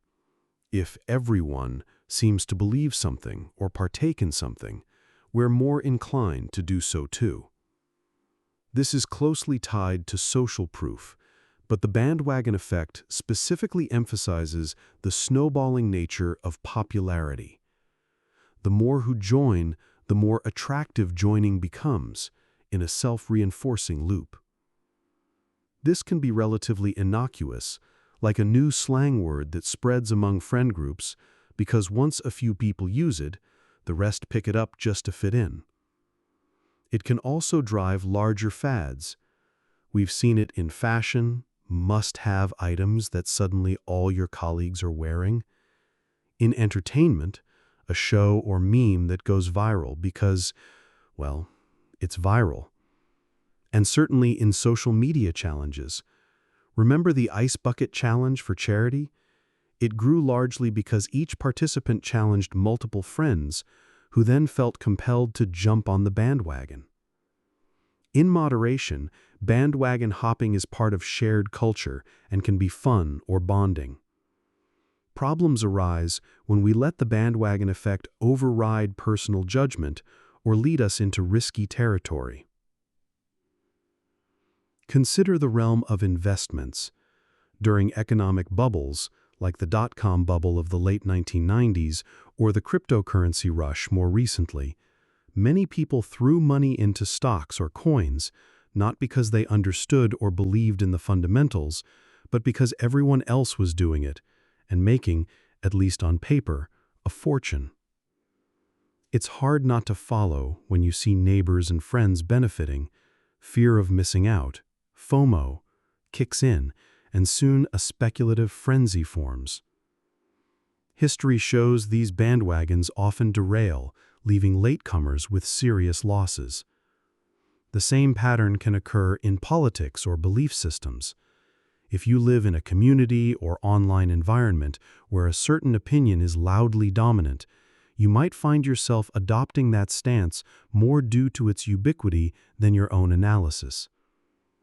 Psychologically, it feels good to be on the winning or popular side. Being part of the majority can offer a sense of safety and validation. Advertisers exploit the bandwagon effect by telling you that their product is the best-selling or most popular choice, implicitly suggesting that if you want to be in the know, you should buy it too. After all, millions of customers can't be wrong, right? Yet plenty of bandwagons roll toward destinations that don't match our personal best interests or values. The ephemeral nature of many trends means what's hot now may look foolish later.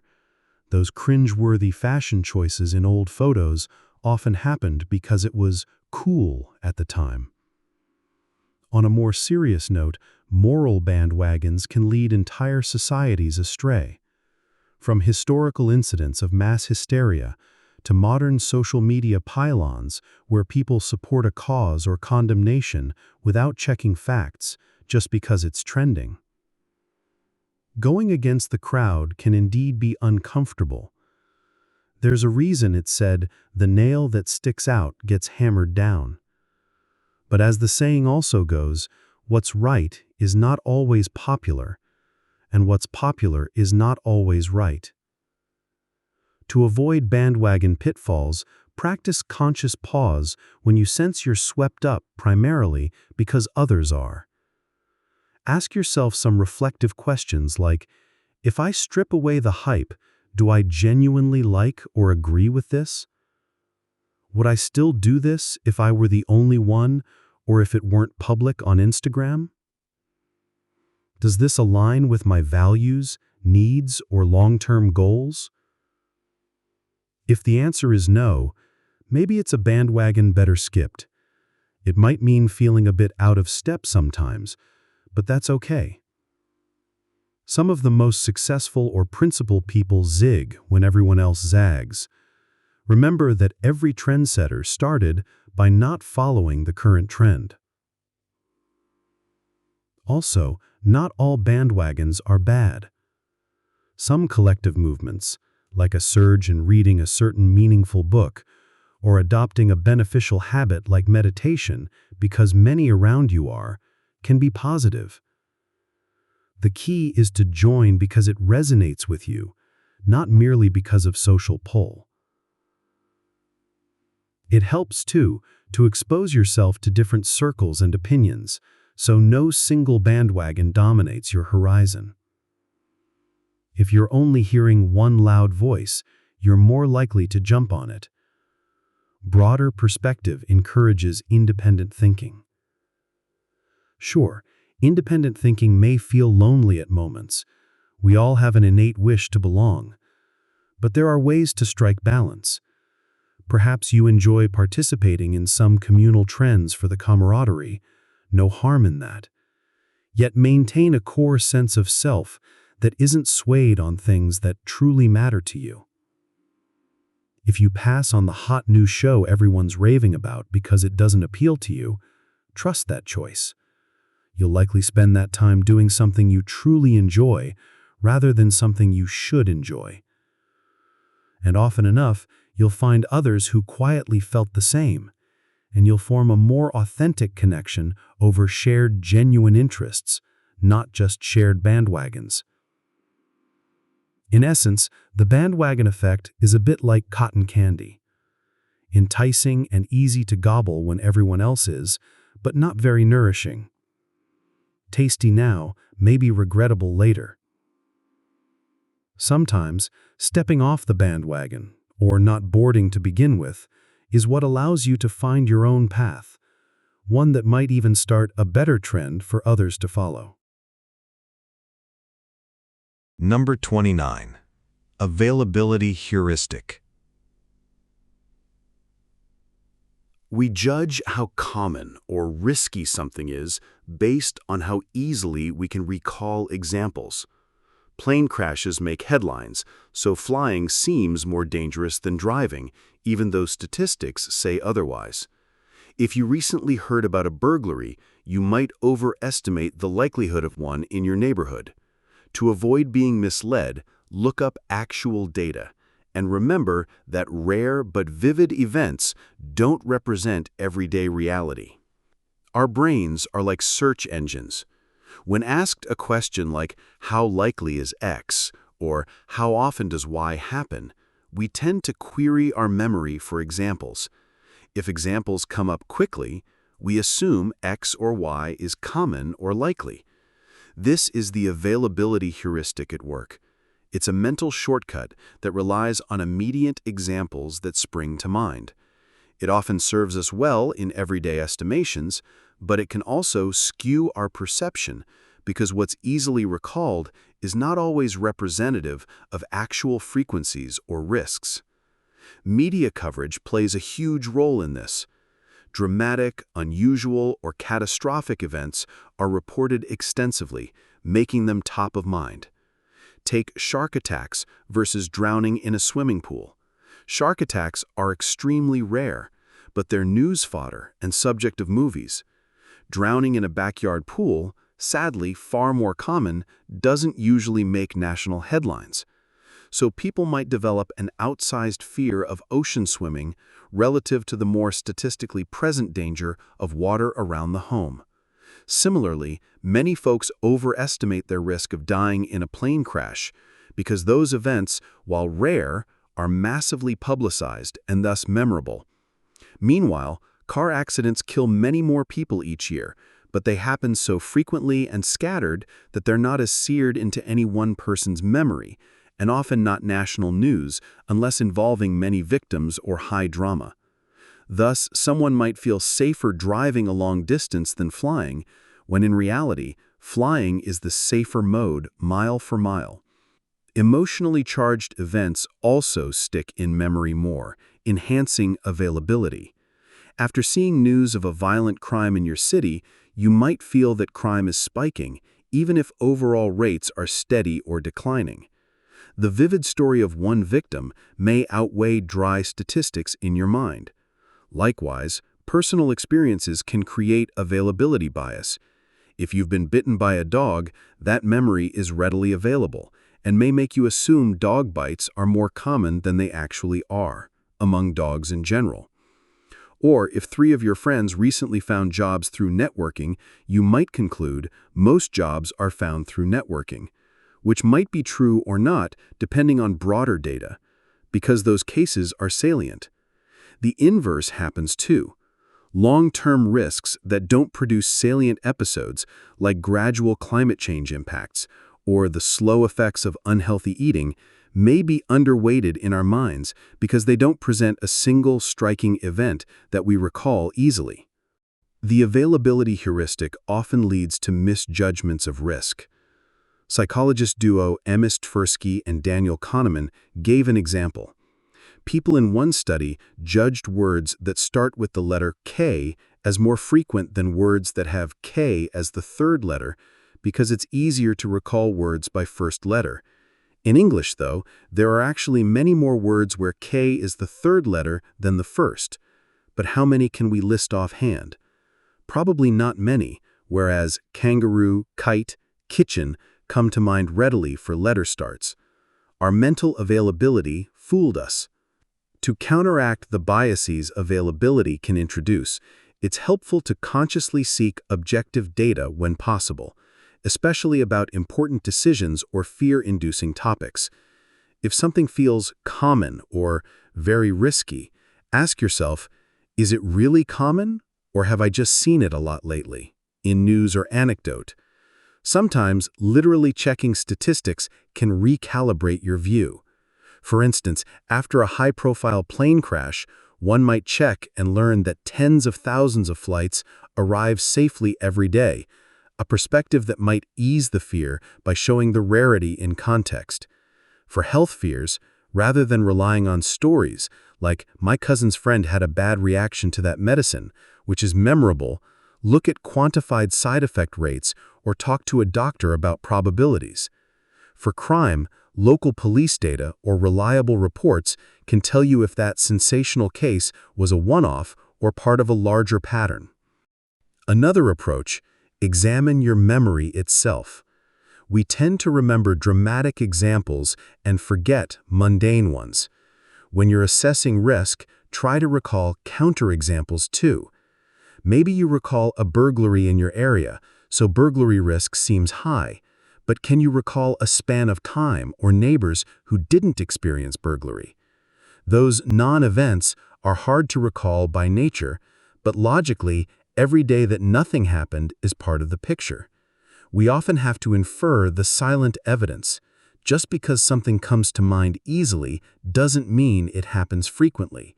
It might just mean it's talked about frequently. Social media and 24/7 news amplify this.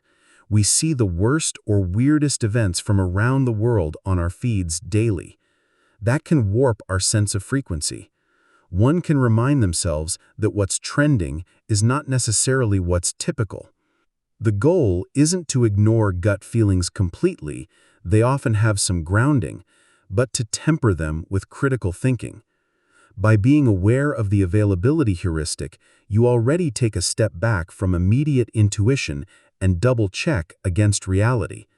This can lead to more measured responses, not underestimating serious chronic issues just because they're not newsy, and not overestimating shocking dangers because they loom large in memory.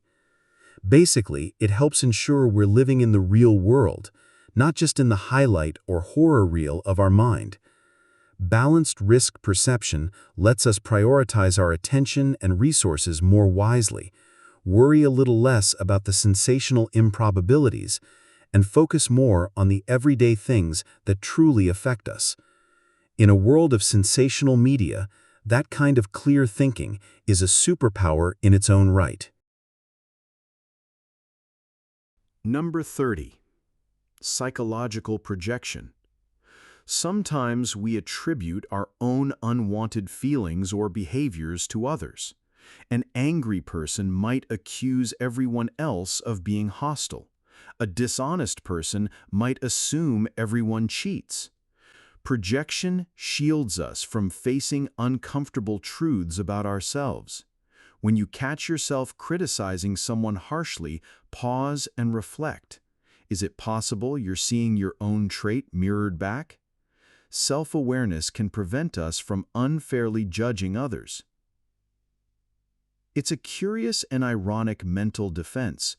We sometimes deal with things we don't like in ourselves by perceiving them in the people around us. This is psychological projection, a concept originally articulated in Freudian psychoanalytic theory, but now widely recognized beyond any one school of thought.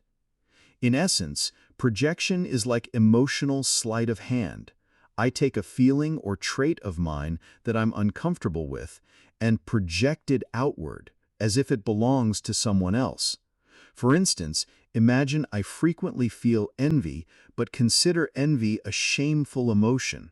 Instead of acknowledging it, I might start seeing others as envious of me, or accusing them of being jealous in various situations, when in reality those accusations may be unfounded. It's my way of externalizing something internal. A classic everyday example is the chronically dishonest partner who's constantly suspicious that you're lying or cheating. Their own inclination to deceive colors their view of you. Or think of a manager who secretly feels incompetent at times, but never admits it. He might be the first to label his team members as lazy or unskilled, offloading the qualities he fears in himself. By projecting, we distance ourselves from uncomfortable self-knowledge. It's always someone else's fault or flaw, not our own. Projection can happen in many forms, often without conscious awareness. It's not always extreme accusations, it can be subtle biases in perception. For example, if I struggle with controlling my anger, I might be very quick to interpret others' neutral comments or facial expressions as angry or hostile. Essentially, I'm reading into them what's bubbling under my own surface. A person who has difficulty accepting their own sexual thoughts might become convinced that others are coming on to them inappropriately or be overly fearful of sexual predators lurking everywhere. Again, possibly an exaggerated sense created by their own internal struggle.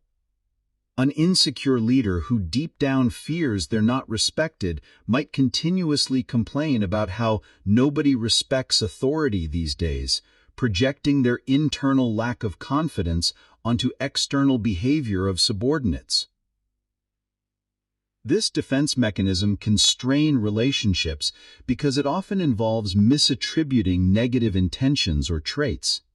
If I'm projecting, I can become unfairly critical or even accusatory towards innocent people. It also prevents me from addressing the real issue. If every time I feel something unpleasant, I blame someone else for supposedly causing it or having that trait, I never turn the mirror on myself. As a result, personal growth stalls and patterns repeat. It's like having a piece of dirt on your glasses. Everything you see seems dirty until you realize the dirt is on the lens, not out there. Recognizing projection in action is tricky, precisely because it's a blind spot by design. The whole point of projection, psychologically, is to avoid recognition of that quality in oneself. However, there are some clues we can watch for. One giveaway is intensity. If you find yourself overly bothered by a trait in others, beyond what seems reasonable, it's worth asking, might this reflect something in me? For instance, constructive criticism might normally sting a bit, but if you rage that the critic is so insecure and negative, maybe you're projecting your own insecurities. It requires honesty with oneself, which isn't always comfortable, but that's where growth lies. Another clue is repetition. Do you keep encountering the same problem with different people? If every colleague you work with just so happens to be disorganized, or every romantic partner you date turns out to be needy, maybe it's not a coincidence, but a theme coming from your side. It could be that you struggle with organization or independence and are externalizing it each time.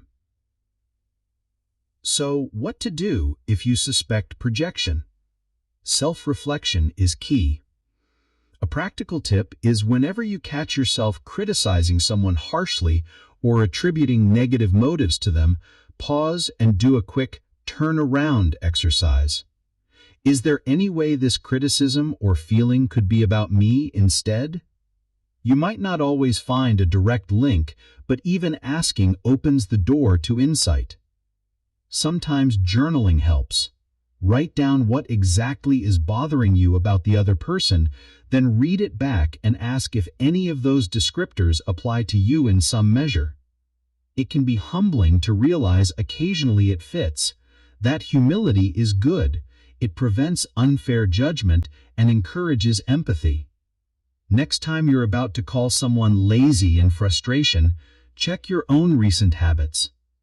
Are you upset at them or maybe at your own procrastination?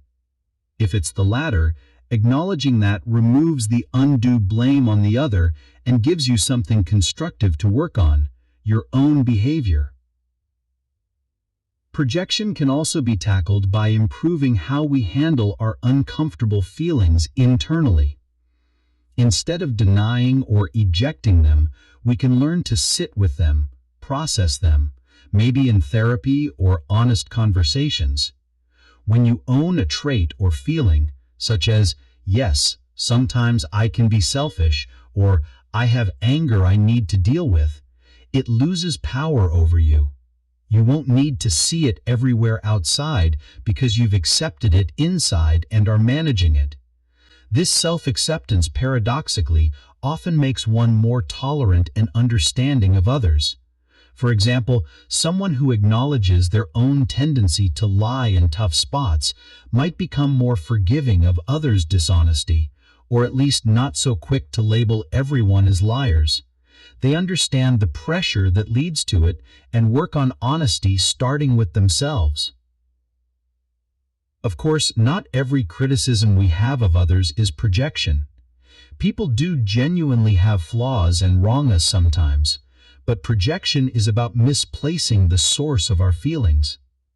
A helpful mindset is staying curious about our strong reactions.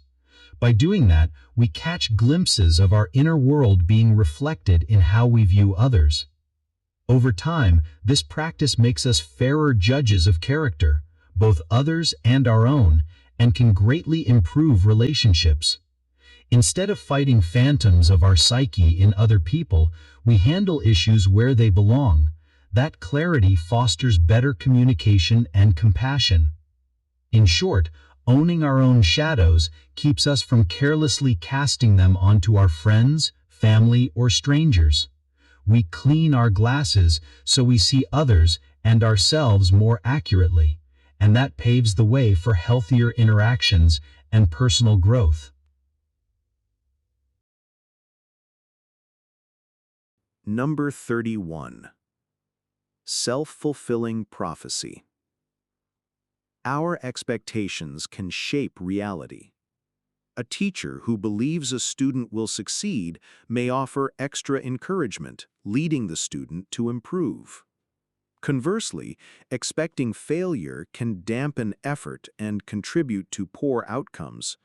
Even on a personal level, telling yourself, "I'm terrible at public speaking," may cause you to avoid practice and therefore remain unskilled. Choose empowering beliefs. They may not guarantee success, but they open the door to growth. It's often said, whether you think you can or think you can't, you're right. That captures the essence of the self-fulfilling prophecy. Our beliefs and expectations can influence our actions in such a way that they bring about the outcome we originally anticipated, even if it wasn't true at first. The concept has been demonstrated in classic experiments. In one famous study, researchers told school teachers that certain randomly selected students were identified, falsely, as intellectual bloomers who were about to show a sharp increase in IQ. By the end of the year, those randomly tagged students did indeed perform better on IQ tests.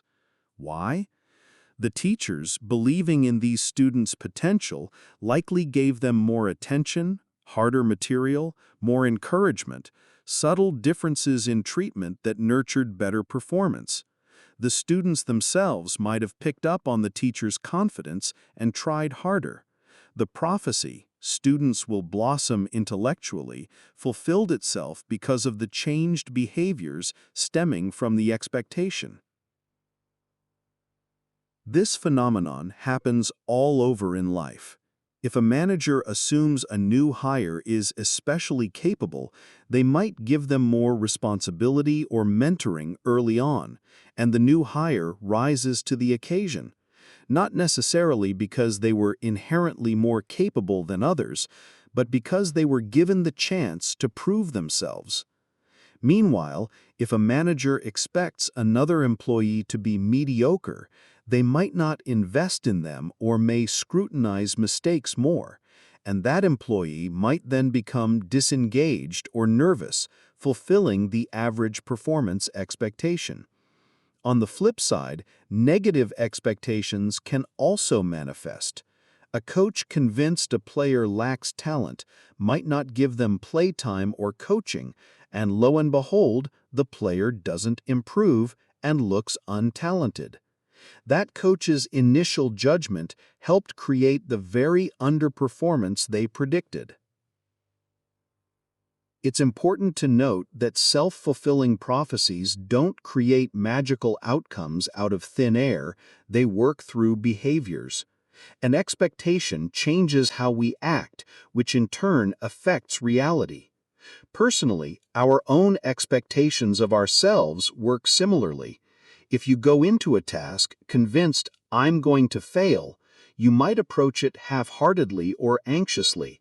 You might not put in full effort, because deep down you've resigned to failure, or you might even unconsciously sabotage it.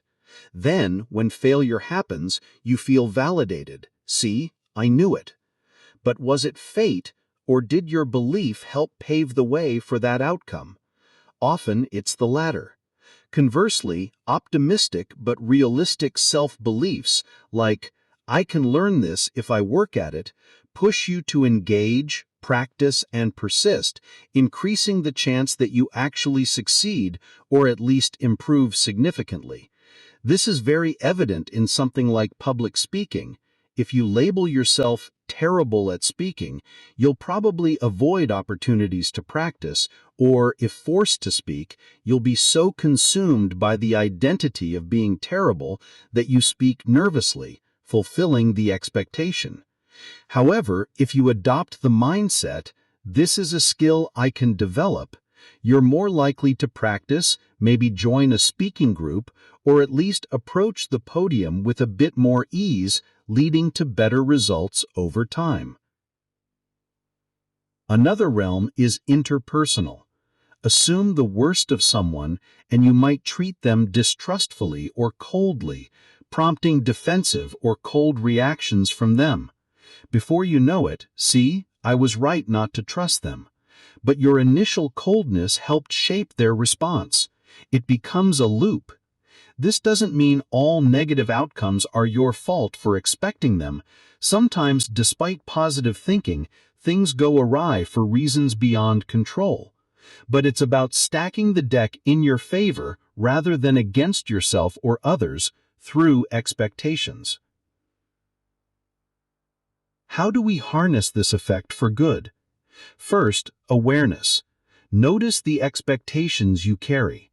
Are they based on solid evidence or just assumptions or fears? If you catch yourself expecting the worst, challenge that thought. What if I gave it my best instead of pre-dreading failure? Also consider expectations you project onto others. Are you prematurely judging someone and effectively putting them in a box? Try giving people a chance to surprise you. Often they will, especially if they sense trust or high expectations from you. Most people feel motivated to live up to trust placed in them. This is known as the Pygmalion effect, the positive version of the self-fulfilling prophecy, as with those students. Setting positive expectations needs balance. It's not pretending problems don't exist or that sheer belief overrides actual challenges.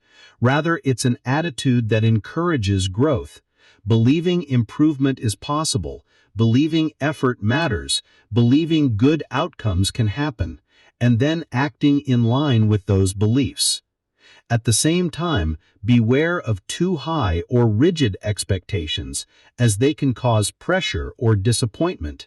The goal isn't to force a prophecy, but to nurture a supportive environment, internally and externally, that encourages a good result. It's also crucial to adapt expectations to feedback. If evidence shows something isn't working, adjust and improve the approach. Don't cling to blind optimism either. But generally, a hopeful expectation beats a defeatist one because it engages you constructively. In practical terms, encourage yourself and others. If you're a parent or teacher, let children know you believe in their capacity while guiding them. If you're working in a team, expect contributions from everyone and state that in a positive way. You might see members rise to that expectation. If you're entering a challenge, visualize success or at least effective performance. your body will align more with that imagery than with a narrative of doom. It might sound a bit like positive thinking, and to some extent it is, but grounded in the psychological principle that our beliefs influence our behaviors, and those behaviors influence outcomes. It's empowering to realize you can partly shape your destiny and the vibe of your interactions by choosing to carry constructive expectations. It won't guarantee miracles, but it makes good outcomes more likely and setbacks less demoralizing, because you'll treat them as temporary rather than defining. In short, it's about giving yourself and others a real shot at success by believing it's possible and acting accordingly. As the saying goes, shoot for the moon. Even if you miss, you'll land among the stars. That captures the spirit. Aim high in expectation, and you'll probably go farther than if you aimed low from the start. Number 32. Ostrich Effect. Named after the myth that ostriches bury their heads in the sand, this effect describes how people avoid information that might be unpleasant.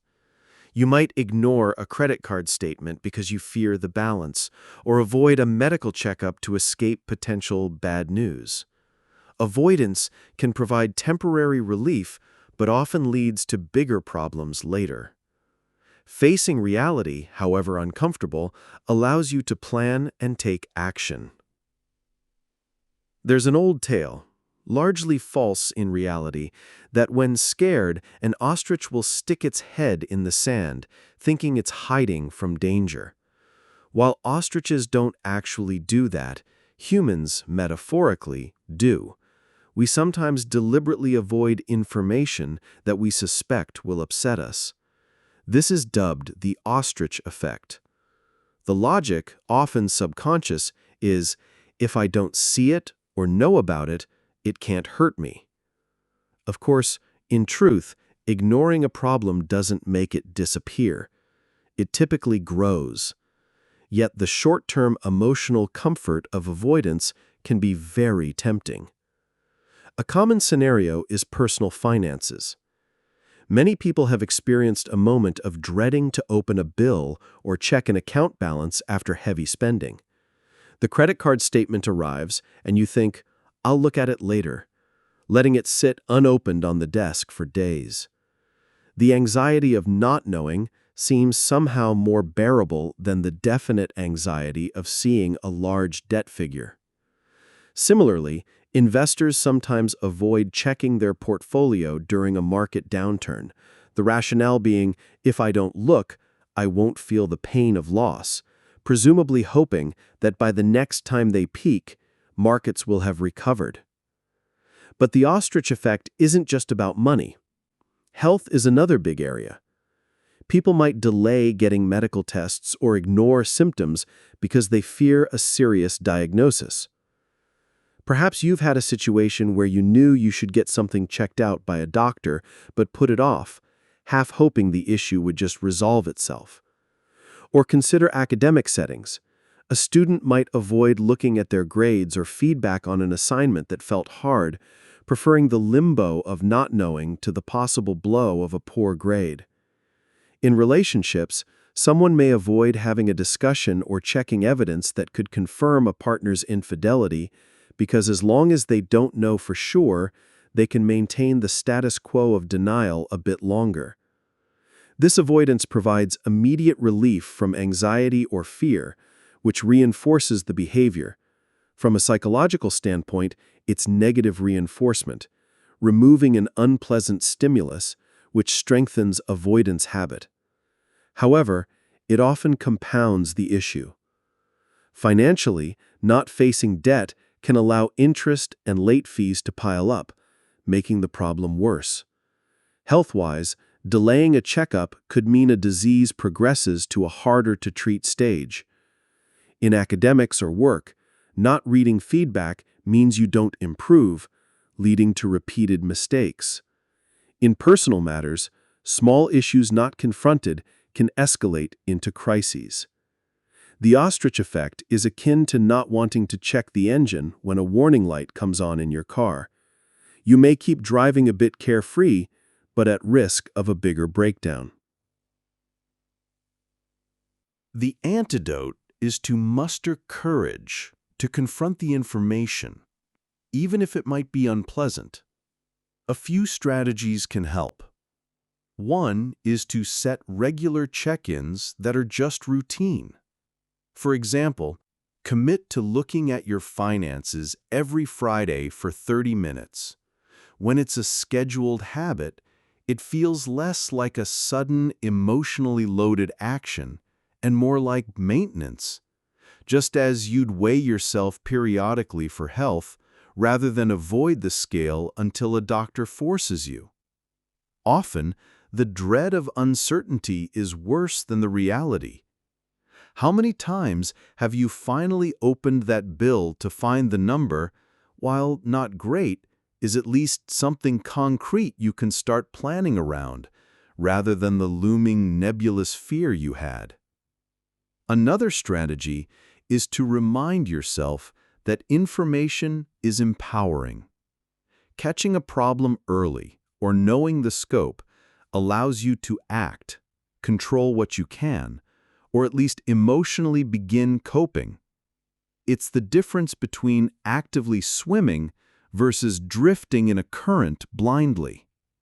If you suspect negative outcomes, say you think a project at work is going south, digging into the data might confirm it, yes, but then you can either fix it or prepare a mitigation plan. If you bury your head, the negative outcome will still hit, and you'll be less ready for it. It's also helpful to separate the act of knowing from the act of dealing.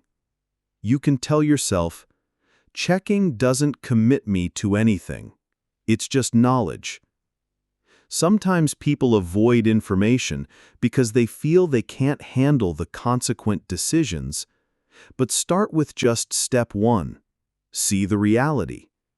Decisions can come in step 2 with a calmer mind, perhaps after a short break or talking to someone.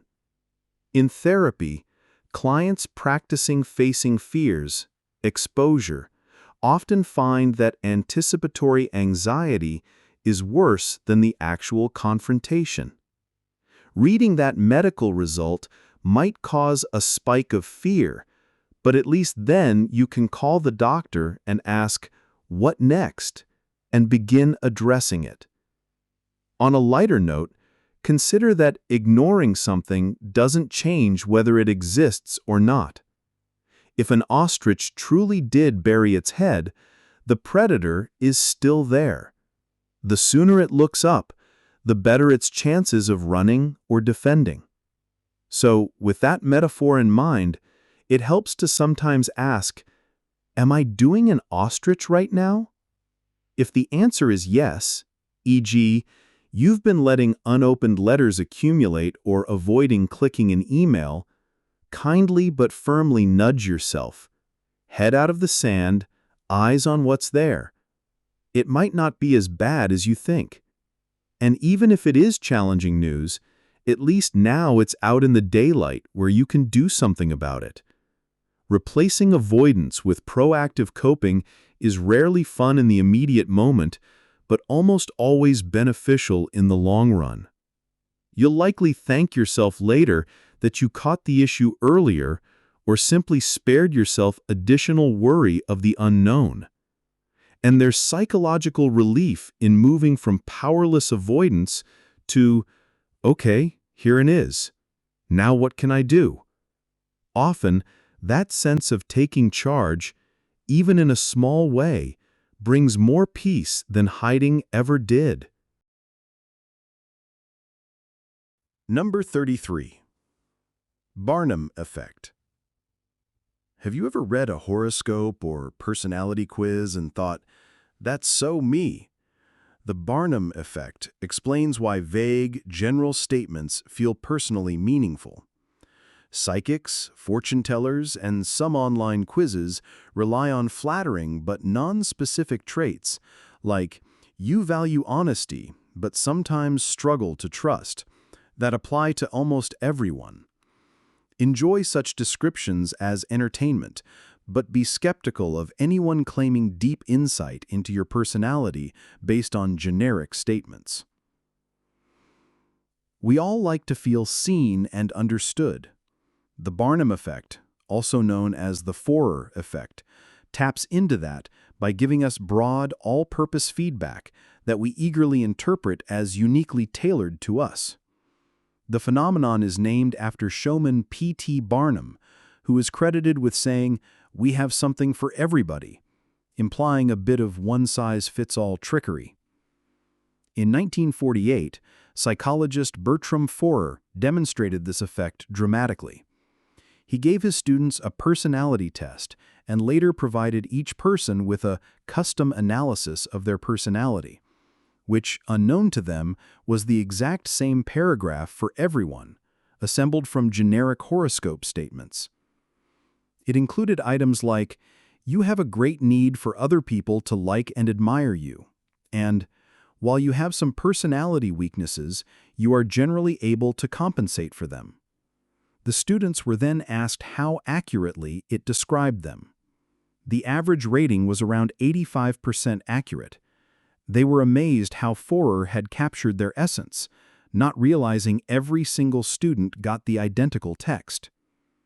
This experiment has been replicated in various forms many times, showing that people tend to accept vague, general positive statements as highly accurate for them specifically. Why does this happen? First, the statements are crafted to be agreeable and broadly applicable, covering almost any human. They often pair opposites, like, "You value honesty, but sometimes struggle to trust." Well, who hasn't at some time? They appeal to our ego by being gently flattering or acknowledging common struggles in a validating way.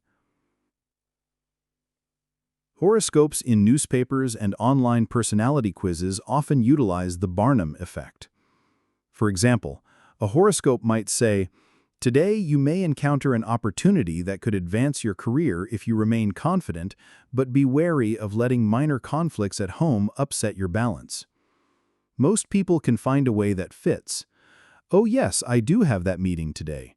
Could be the opportunity." And minor conflict at home. "We did bicker about chores last night."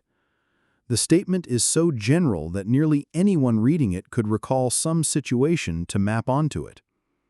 Fortune tellers and psychics sometimes cold read using this effect. They'll start with broad strokes like, "I sense you've recently been thinking about an old friend or lost loved one." Who hasn't? Or, "I see that you are the type of person who doesn't always show how caring you are to others." Again, very broad. As the client nods and feels it's spot on, the psychic might then get more specific, sometimes fishing details from the client's reactions. The point is, Barnum's statements create the illusion of insight when really the insight is coming from the person reading meaning into it themselves. The Barnum Effect plays on a mix of wishful thinking and the way our brains seek personal relevance. We naturally fill in the gaps with our own details and make sense of the statement in our context. And because the statements are positive or at least neutral, we are inclined to accept them. It's nice to hear good or sympathetic things about ourselves. In contrast, if someone gave a very pointed and negative assessment, we might resist it more. Barnum's statements are like horoscopic Mad Libs. You can insert your experiences and they feel custom-made. Understanding the Barnum Effect is a defense against being overly impressed by generic feedback. It's not that all personality descriptions are bunk. Robust personality assessments that are validated, like the Big Five inventory, can give useful typical tendencies, though even those speak in averages and probabilities. But when you get a personality quiz result saying, "You're a born leader who sometimes feels insecure," "You have a rich inner life but sometimes feel anxious in social situations," it's good to remain skeptical. You could say, "Well, that's probably true for a lot of people, not just me." Enjoying such things for fun is fine. The Barnum Effect is part of why reading a flattering horoscope can give a little confidence boost. It's harmless entertainment for many. The key is not making serious life decisions or forming deep self-concepts solely based on something so unspecific. If an online quiz or a palm reader or a social media personality test seems to nail you exactly, ask, would this statement also apply to my friends or many folks generally? If yes, then you know it's Barnumish. Also, be wary of when Barnum-type phrasing is used in more insidious contexts, like pseudoscientific personality tests that try to sell you products or recruit you into something. People who understand this effect can purposefully use it to gain trust, like, "This program knows you so well." Recognizing these generalities for what they are can save you from being duped or spending money on something that's just generic counsel dressed up personally.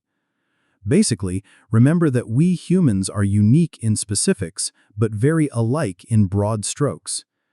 If feedback only reflects broad strokes, it's not necessarily insight into your unique situation. So, appreciate that maybe it resonated, but double-check if it's truly specific. In summary, the Barnum Effect reminds us that we see ourselves in pretty much any well-crafted mirror. Knowing that, we can still enjoy the fun of fortune cookie wisdom or BuzzFeed quizzes without giving them too much credence. And when someone claims to have read your soul with a few vague statements, you can smile and take it with a grain of salt. As P.T. Barnum might advise if he were giving honest fine print, these statements apply to everybody, including you. Thank you for being part of everybody. Ultimately, the best nuanced understanding of yourself comes from introspection, feedback from people who truly know you, and valid measures, not one-size-fits-all platitudes, however pleasing they sound. Number 34. Illusory truth effect. Repeating a statement can make it seem more believable, even if it's false. Hearing, "Drinking 8 glasses of water is essential," or "You only use 10% of your brain," enough times may lead you to accept it without evidence. Social media amplifies this effect when unverified claims circulate widely. Train yourself to check sources, especially for information that seems ubiquitous. Truth is determined by evidence, not by repetition. Have you noticed how the same false or unsupported claim, if encountered over and over, starts to feel true? That's the illusory truth effect in action. The familiarity of a statement increases the likelihood we'll believe it.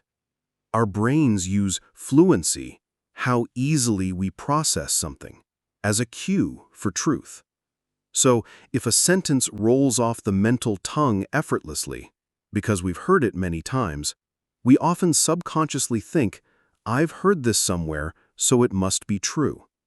It's a cognitive shortcut that saves effort, but can lead us astray. Classic example. The myth that humans only use 10% of their brains. It's been debunked by neuroscientists. We actually use most areas of our brain over time and for various tasks. Yet this 10% figure has been repeated in books, movies, pop culture for decades, to the point that many people accept it as fact. It has a kind of intuitive allure, like, imagine if we could unlock the other 90%. And because it's so commonly stated, it slides into truthiness. Another one.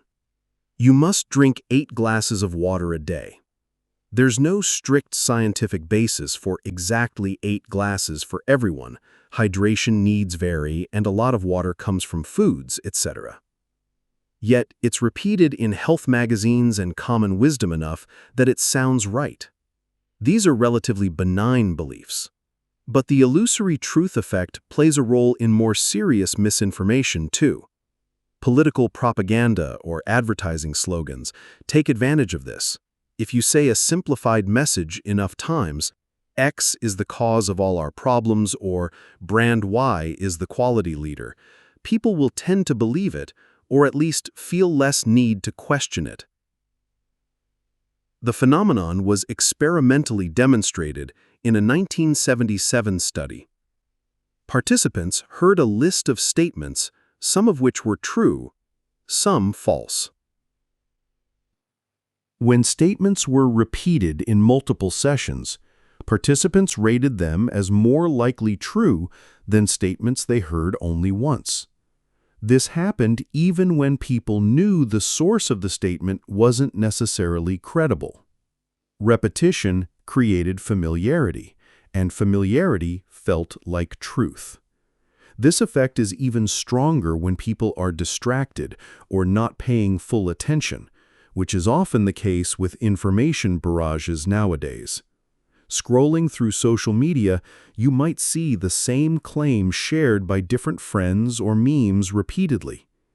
Each exposure, even if you skim past, adds to familiarity.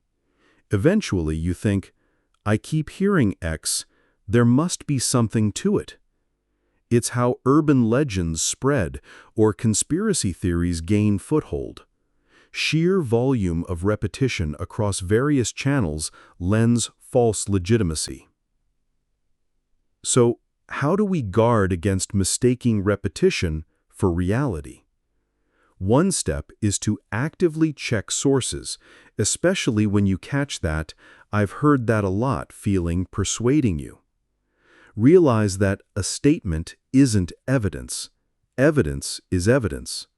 That often means looking for original research or documented facts behind a claim. Another strategy, maintain a bit of healthy skepticism about anything presented as common knowledge without clear origin. Ask, do I believe this because I've seen solid proof, or just because it's ubiquitous? For instance, ask yourself if you can pinpoint a reliable source for the claim 8 glasses of water, and you might discover you can't.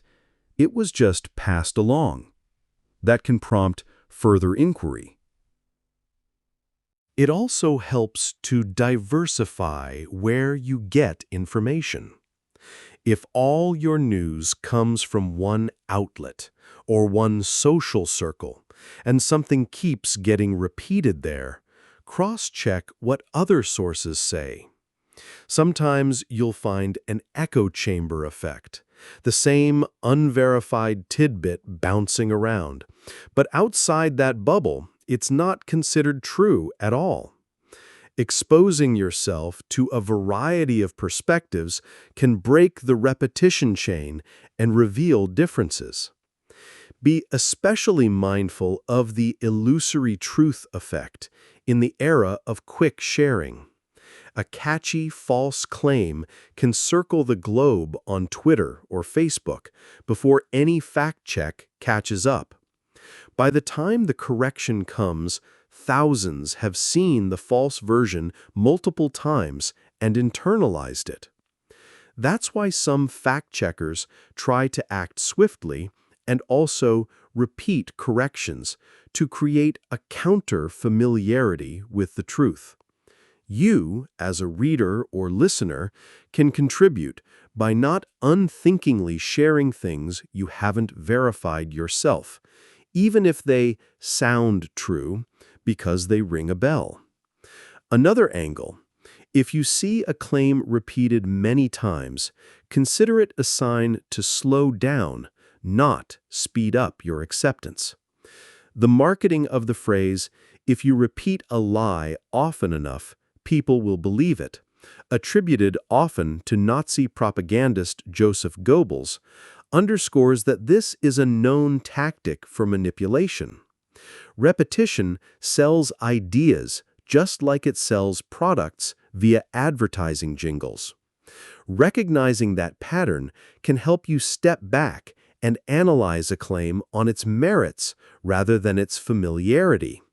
Sometimes I like to take a claim and consciously phrase it differently or look at raw numbers to shake the familiarity. Like, instead of 10% of brain, phrase the reality, we have evidence of usage throughout the brain. Suddenly, the 10% idea might strike you as a bit arbitrary or baseless, which it is. One should note the illusory truth effect also explains why clearing up misinformation is challenging. Once a myth is stuck in people's heads by repetition, telling the truth once may not dislodge it because the lie still feels more familiar. Debunkers often have to state the truth repeatedly and even warn about the myth's persistence. So on an individual level, if you find out something you believed is actually false, you may need to remind yourself of the correct information multiple times until that becomes the comfortable thought. It's a bit of mental retraining. In daily practice, keep a bit of a mental filter, especially when something is retold over and over. Frequency does not equal validity.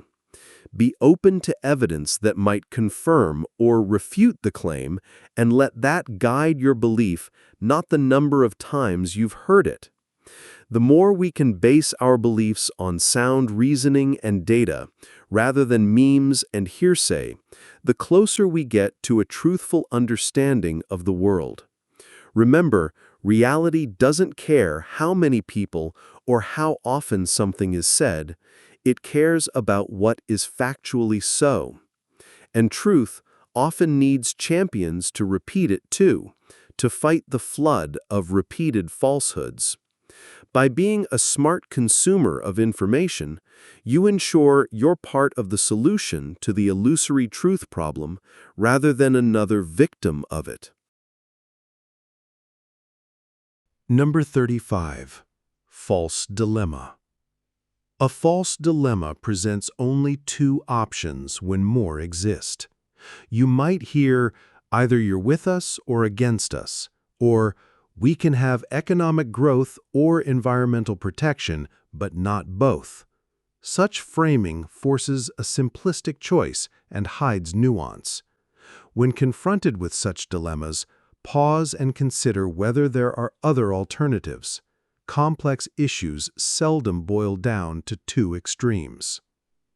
Life is rarely as black and white as some arguments make it out to be. A false dilemma, also known as a false dichotomy or either-or fallacy, is a common persuasive trick that tries to compress a complicated situation into just two opposing choices when in reality more possibilities exist. It's like someone saying, you can either eat healthy food or enjoy your meals, implying these are mutually exclusive when in fact you can find healthy food that's enjoyable. This kind of framing is often used to polarize opinion or push an agenda by eliminating middle ground or alternative solutions. The with us or against us mentality is a classic false dilemma in politics and group conflicts. It paints neutrality or complexity as betrayal. For instance, a leader might say, anyone who doesn't support this war must be a traitor to our country, ignoring the multitude of patriotic citizens who may have thoughtful objections or alternative approaches.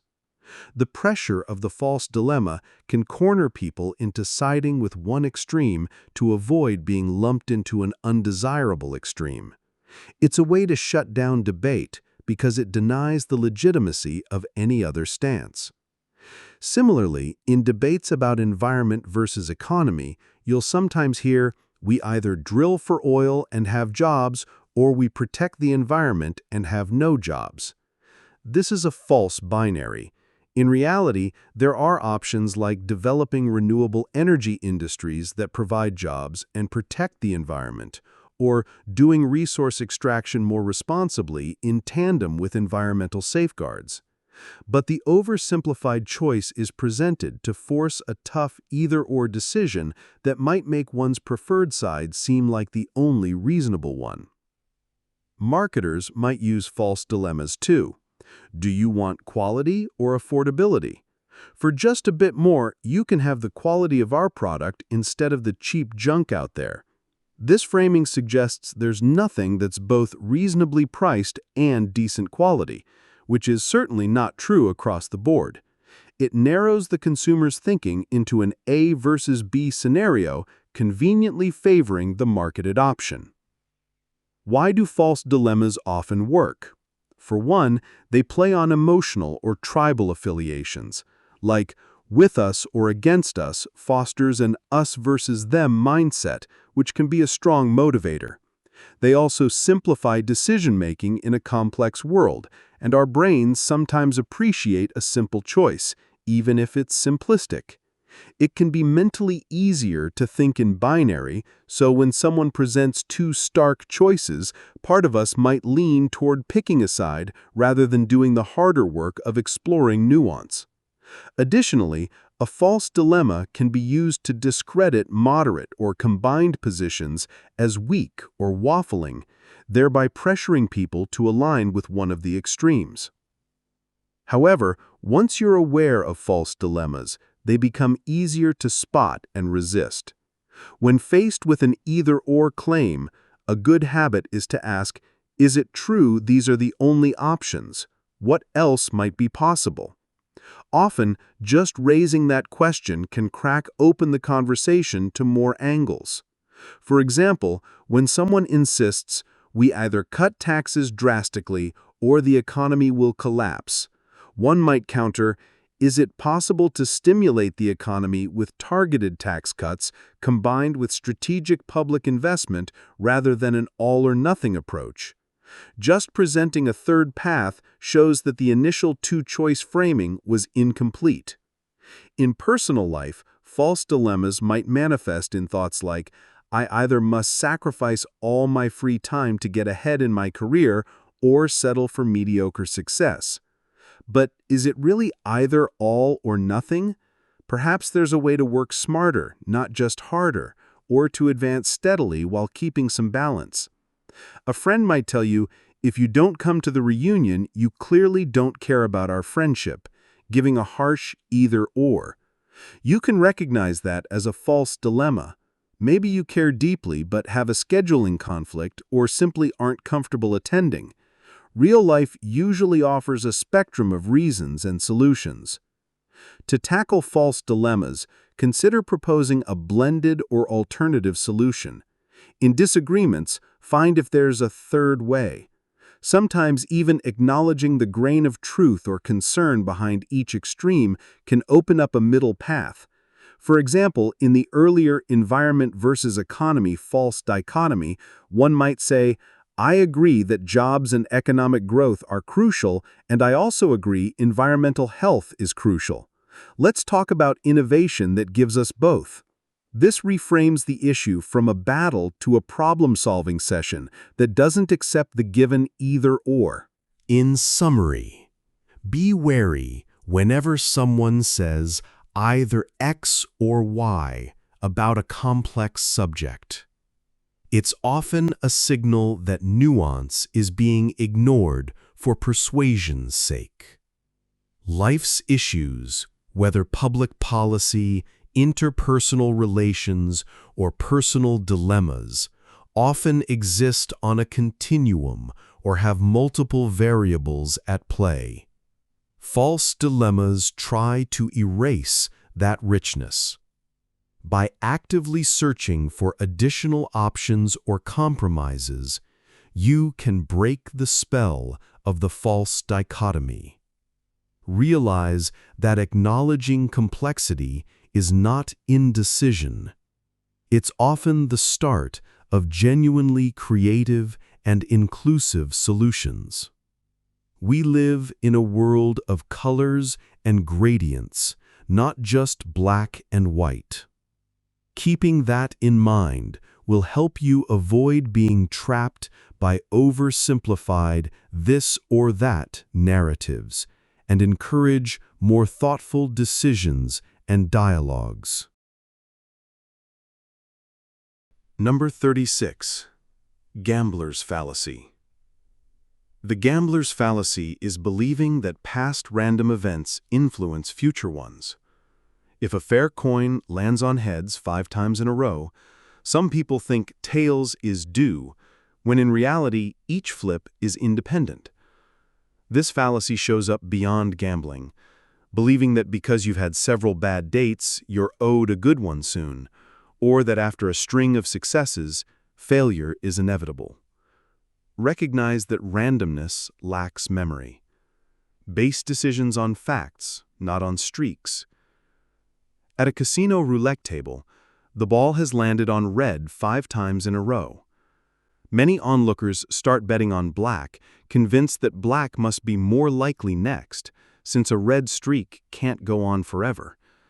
This intuition is exactly the gambler's fallacy, the mistaken belief that a deviation in one direction will be corrected by a deviation in the opposite direction in a random process, because of a perceived balancing force.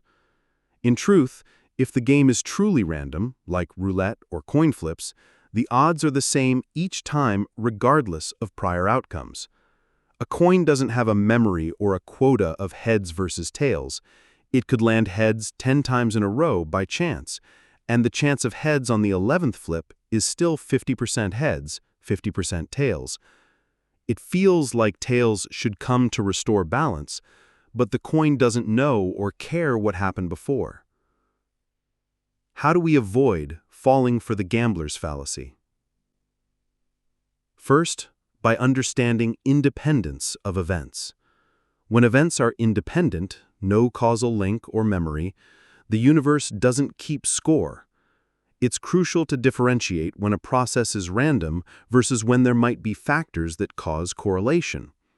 For example, if a light bulb hasn't burned out in a long time, does that make it due to burn out? Actually, bulbs do wear out, so the chance increases with time. That's not a random sequence, that's physical aging. Not gambler's fallacy, just cause and effect. But in pure random contexts, like shuffling cards or rolling dice, knowing history doesn't improve prediction unless the mechanism has bias.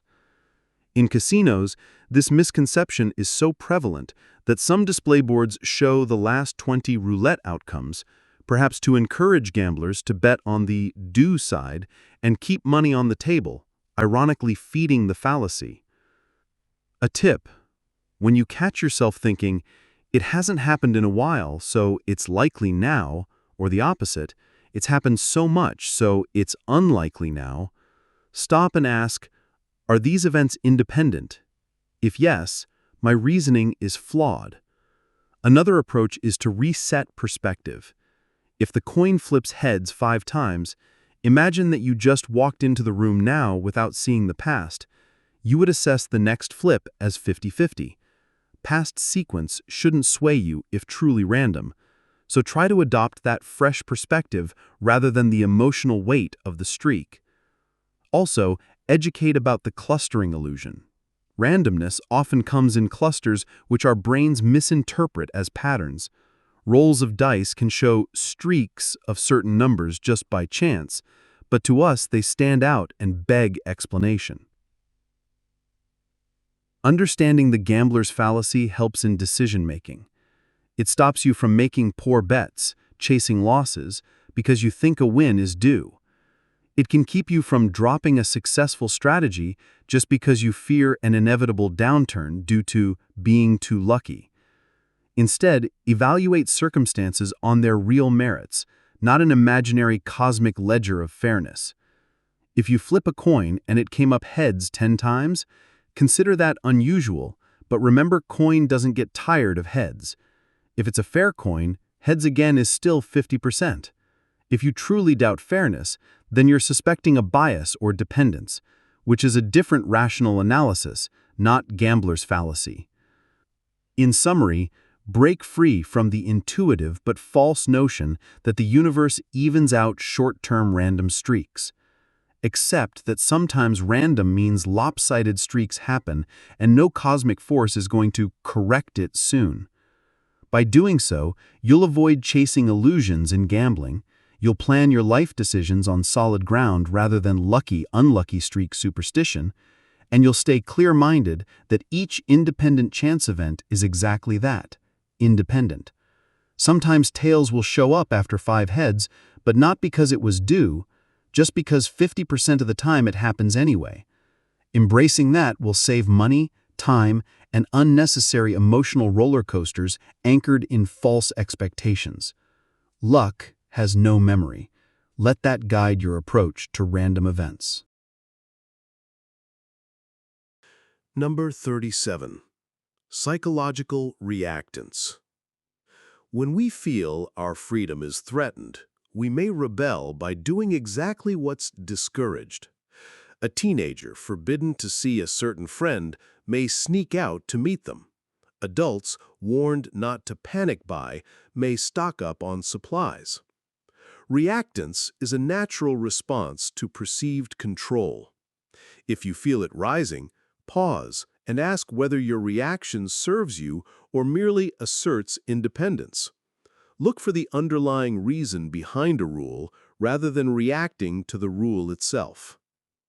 Imagine a sign on a lawn that says, "Do not walk on the grass." Some people will feel an immediate urge to step onto that forbidden turf, even if they wouldn't have particularly cared about the grass before. This impulse to do the opposite of what we're told when we feel our autonomy is being restricted is psychological reactance. It's our brain's version of, "You're not the boss of me," and it often kicks in automatically when we sense someone is impinging on our freedom of choice.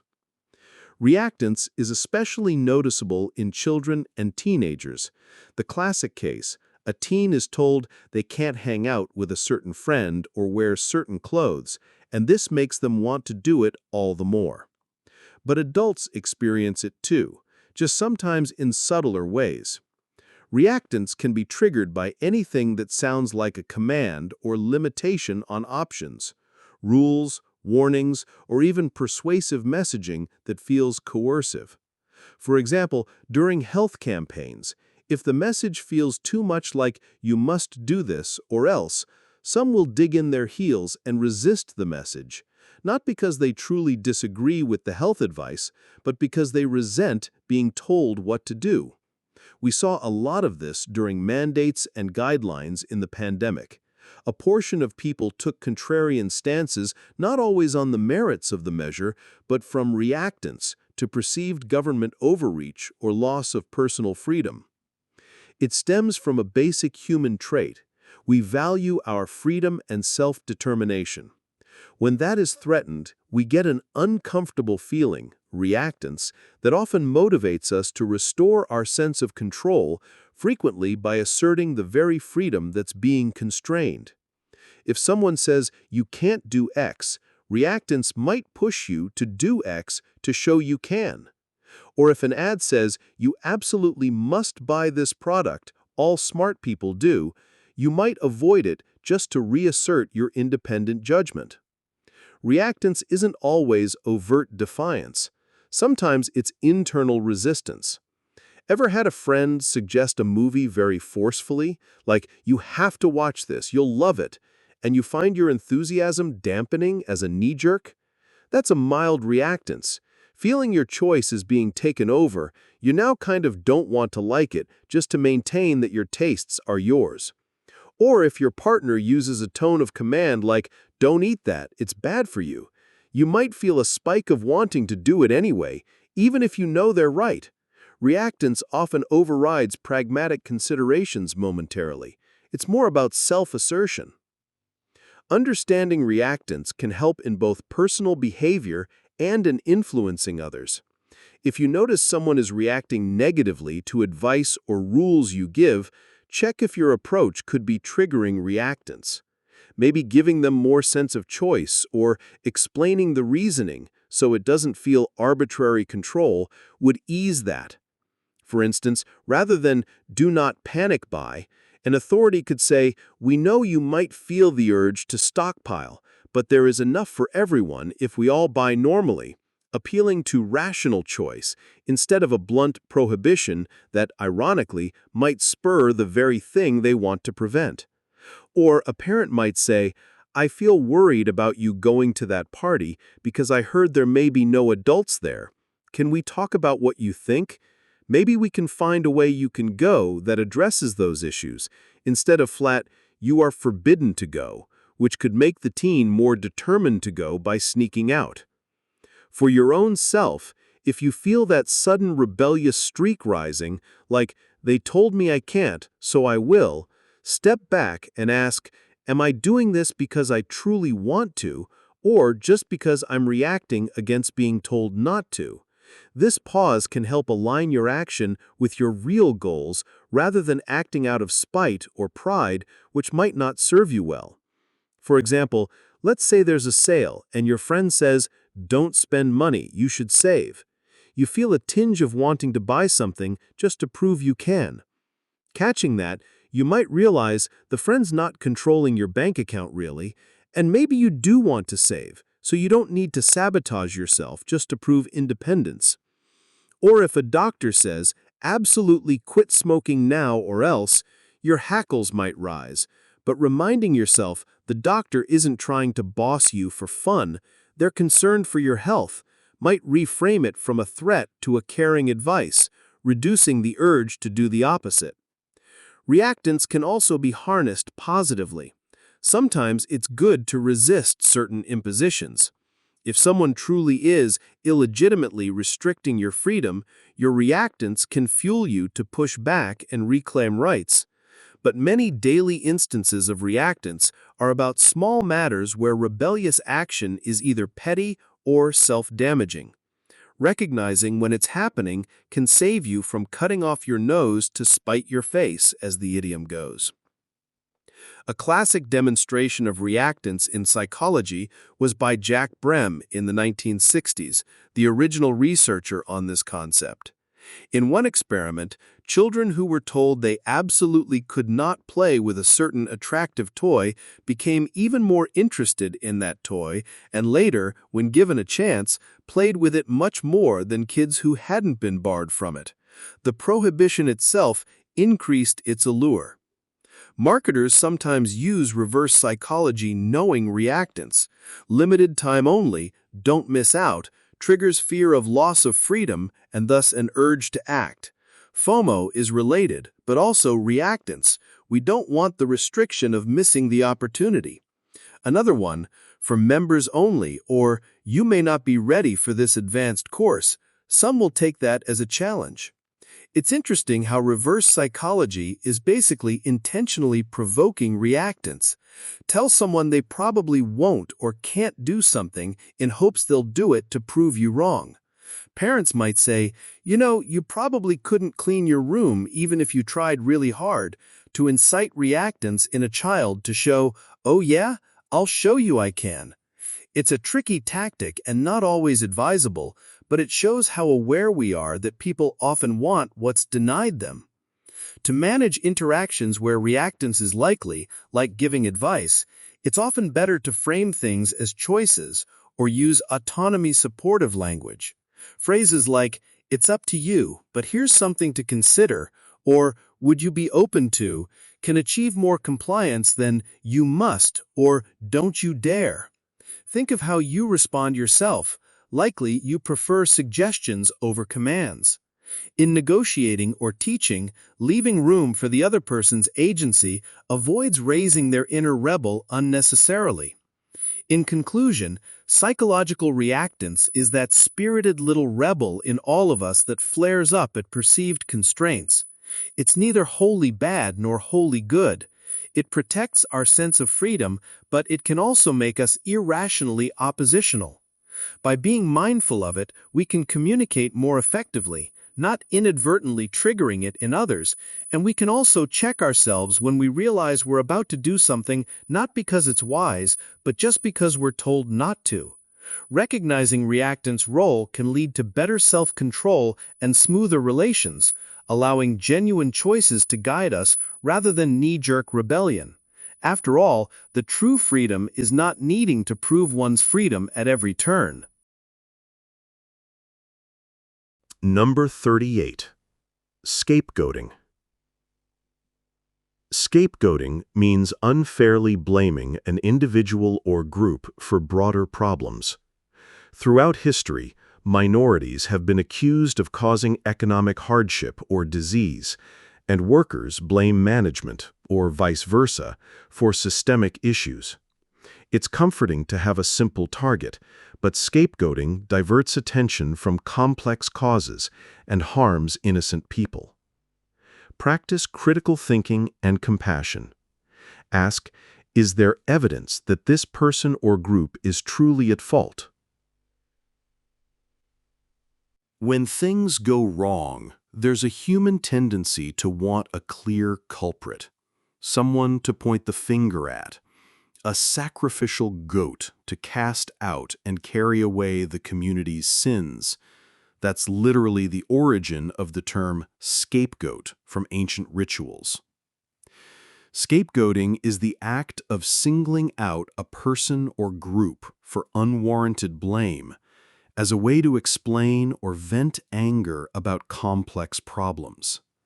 It's a kind of collective or individual defense mechanism. Rather than grappling with the real, often complicated causes of an issue, which might implicate ourselves or require tough solutions, it's easier to blame them. This phenomenon appears at all levels of society. In personal dynamics, maybe a project fails at work due to multiple factors, but everyone piles blame on one team member as the convenient scapegoat. Like, if only Bob hadn't messed up slide 5, the clients would have signed the deal, even though maybe the pricing or concept was flawed to begin with. In family systems, one child might be labeled the problem child and get blamed for stress in the family, even though the family issues are multi-sided.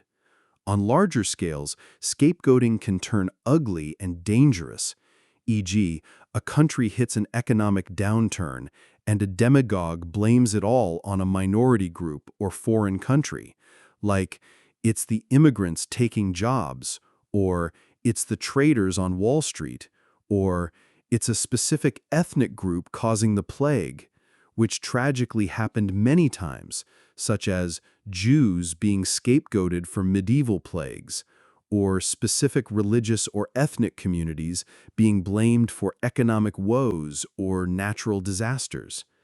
The accused scapegoats typically have little to nothing to do with the actual cause, but they are a visible, often vulnerable target where frustration and fear can be channeled. Scapegoating serves some psychological and political purposes. It provides a simple narrative. We suffer, it's their fault. And this can unite a group against a common enemy, which is often someone relatively powerless to defend themselves. It absolves the majority or those in power from responsibility, and it avoids acknowledging systemic or more abstract issues that don't have easy solutions, like complicated economic policies, widespread corruption, structural inequality, etc. It's much easier to say, if we get rid of X people, everything will be fine, than to do the hard work of fixing systemic problems.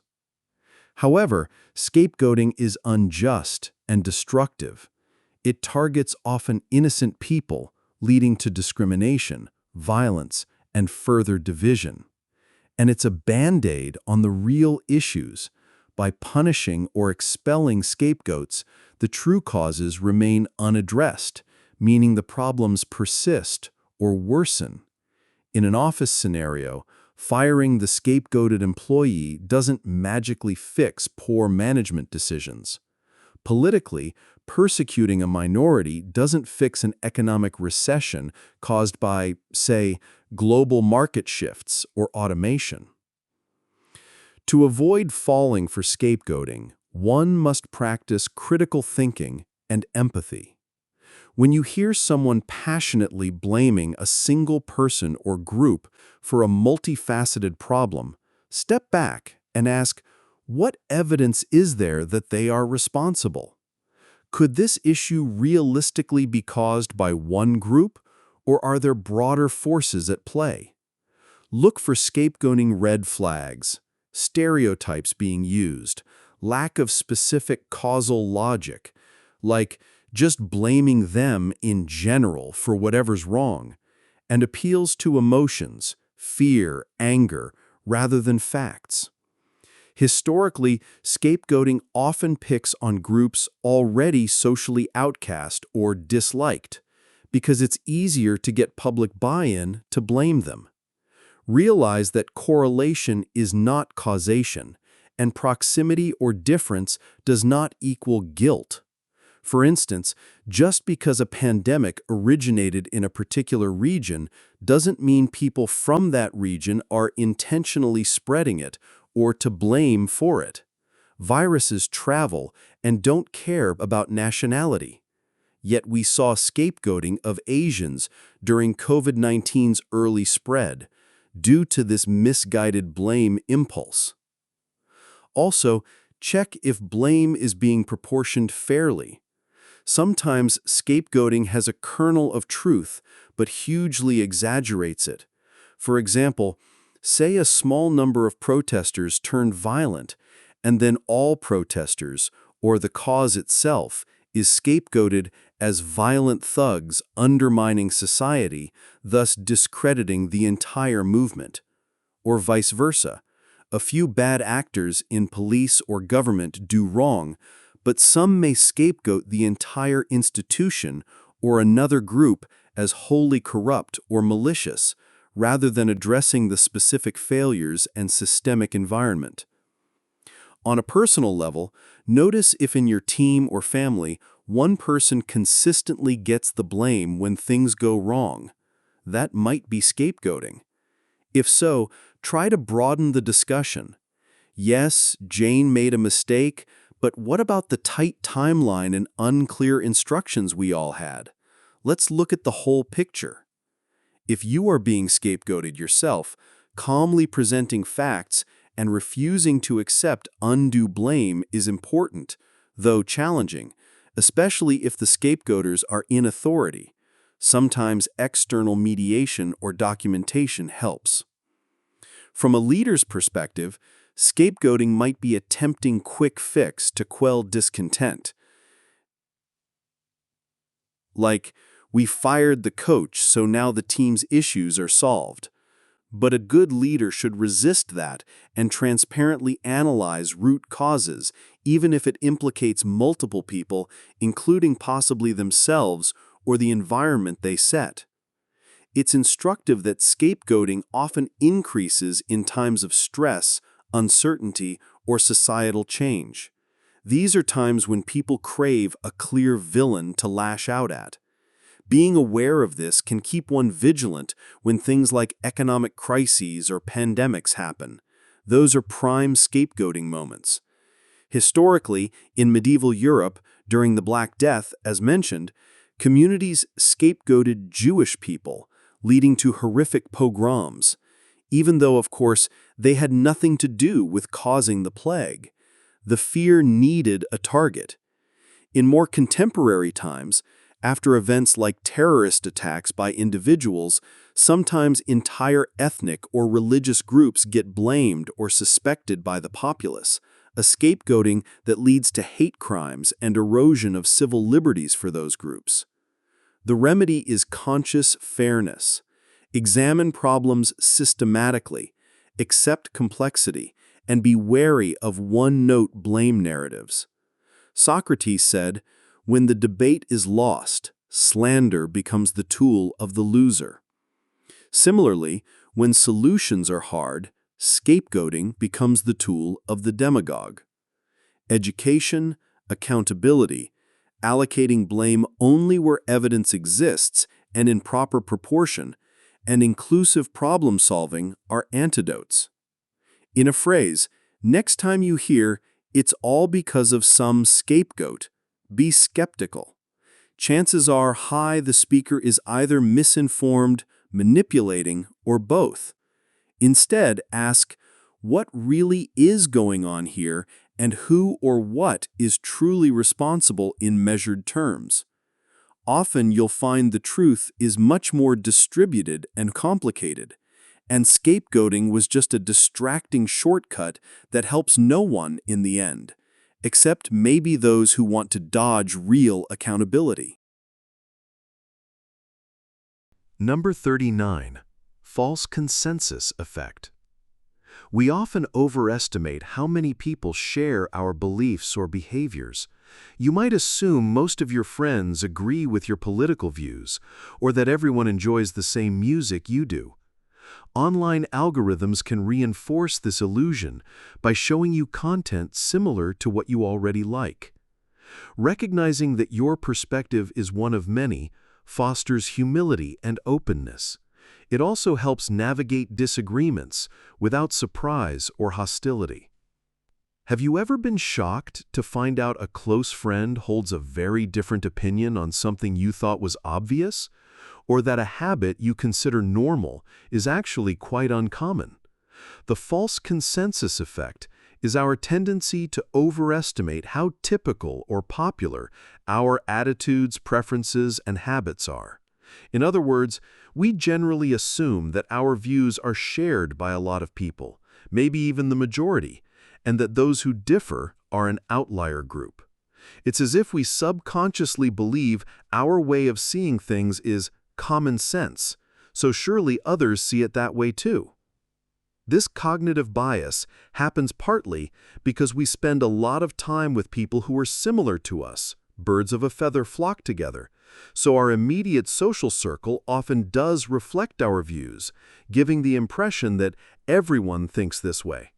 For example, if you're a non-smoker and most of your friends are non-smokers, you might think smoking is relatively rare nowadays, when in fact, in some regions or demographics, it might still be quite prevalent. Or if you're deeply involved in a hobby like marathon running, you might get the sense that running has become hugely popular, since everyone you meet at clubs and events is into it. But globally, marathon runners are a tiny fraction of people. We project our experiences onto the world at large, which can lead to surprise when we step outside our bubble and realize, oh, many people actually think differently or behave differently. This effect was demonstrated in classic social psychology experiments. In one, students were asked about a moral decision and then asked to estimate what percentage of their peers would choose each option. Students predicted that their own choice was much more popular than it was. Those who said yes thought most people would say yes, and those who said no thought most people would say no. In reality, the sample was more mixed. This false consensus gives us comfort that we're part of a majority. There's a bit of ego and social validation involved. Believing most people are on my side bolsters our confidence in our beliefs and actions. However, it can lead to issues. One consequence is being blindsided by disagreements or election results, etc., where we were sure our perspective was dominant. For instance, in an election, supporters of candidate A mainly hang out with fellow supporters, assume everyone loves A, and thus are shocked or in denial if candidate B wins. It can hinder empathy and understanding, too. If I falsely assume everyone agrees that my taste in music is the best, I might unconsciously label those who differ as weird or wrong, rather than just different. It can make us less prepared to persuade or present arguments because we think, well, it's obvious, so I don't need to explain or justify it. Online environments amplify the false consensus effect. Social media algorithms show us content similar to what we engage with, creating an echo chamber. If you click on certain political articles, the platform feeds you more of the same viewpoint, which might lead you to think that's the general discourse, whereas the opposite side is quietly being fed to others in parallel. Even comment sections can give a skewed view. Often only certain voices bother to comment, and if they align with yours, you might think, look, nearly everyone in the comments agrees with me, not realizing many who disagree simply scrolled past or avoid that forum. To counteract false consensus, it's valuable to expose ourselves to different communities and data. Seek out perspectives unlike your own intentionally to gauge what the range of thought is on an issue. For example, if you strongly support policy X and think everyone sensible does, try actually reading diverse polls or talk to a friend of a friend who opposes it and just listen. You may find their opposition is more widespread or has rationale you hadn't considered, even if you ultimately still disagree. Recognize that your circle is often self-selected. Friends, coworkers, networks often share certain traits or regional culture. There's that humorous shock when traveling or moving. Wow, not everyone recycles or watches the news daily. Or, insert habit.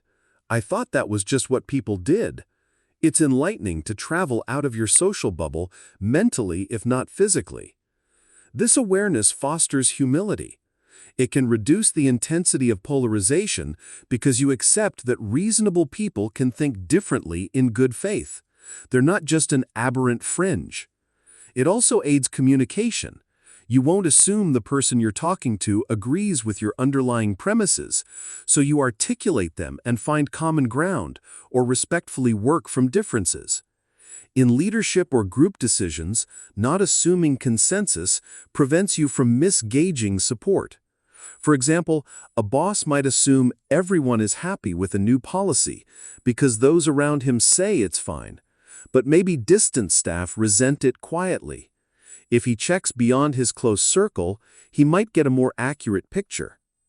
One interesting everyday manifestation: when we like something, say a movie or a restaurant, we sometimes say to friends, "Oh, you'll love it," projecting our enjoyment.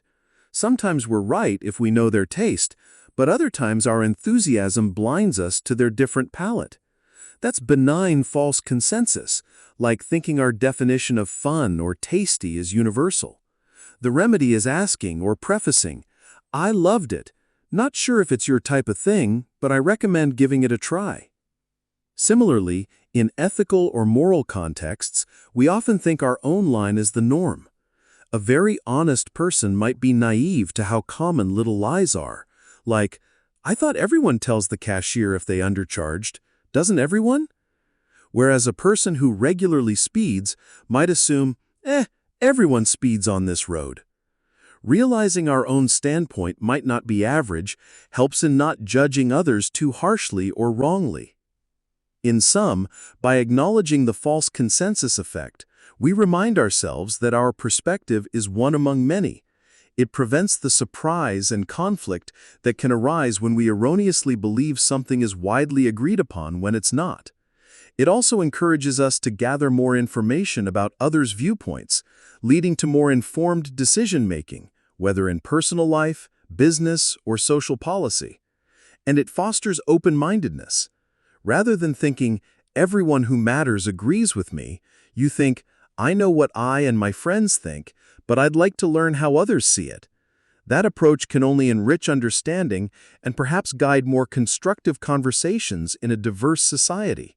So next time you catch yourself saying, "We all think," or "Surely everyone does," pause and reconsider. Maybe they don't. Checking that assumption can be quite revealing. Number 40. Loss aversion. Research shows that losses often feel more painful than equivalent gains feel pleasurable. Losing $10 hurts more than finding $10 delights. This fear can make us cling to possessions, relationships, or habits that no longer serve us. It might stop you from investing in an opportunity for fear of loss, or from giving away unused items because I might need them someday. Try reframing decisions by considering potential gains alongside potential losses. Life involves risk, but thoughtful risk can lead to growth. If you've ever felt more upset about losing $50 than you felt happy about gaining $50, you've experienced loss aversion. It's a cornerstone finding in behavioral economics. The pain of losing is psychologically about twice as powerful as the pleasure of gaining. In other words, we are wired to strongly prefer avoiding losses over acquiring gains of the same amount. The theory was famously developed by Daniel Kahneman and Amos Tversky in their prospect theory. One experiment demonstrated that if you give people a choice where there's a guaranteed $50 or a gamble to possibly win $100 or $0, many will take the sure thing.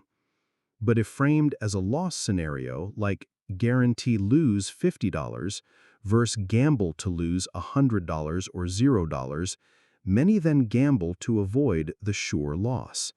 Will risk more to avoid losing than to potentially win. Evolutionarily, this makes sense. Resources were scarce, and a loss could be more impactful to survival than an equivalent gain is beneficial. It's better to strongly guard what you have. But in modern life, this bias can lead to overly cautious or irrational choices that keep us stuck. For example, consider investments. Someone might avoid putting money in stocks because they imagine the pain if it dropped in value, even though there's an equally likely chance of it rising they know intellectually. The fear of that possible loss looms larger than the hope of gain.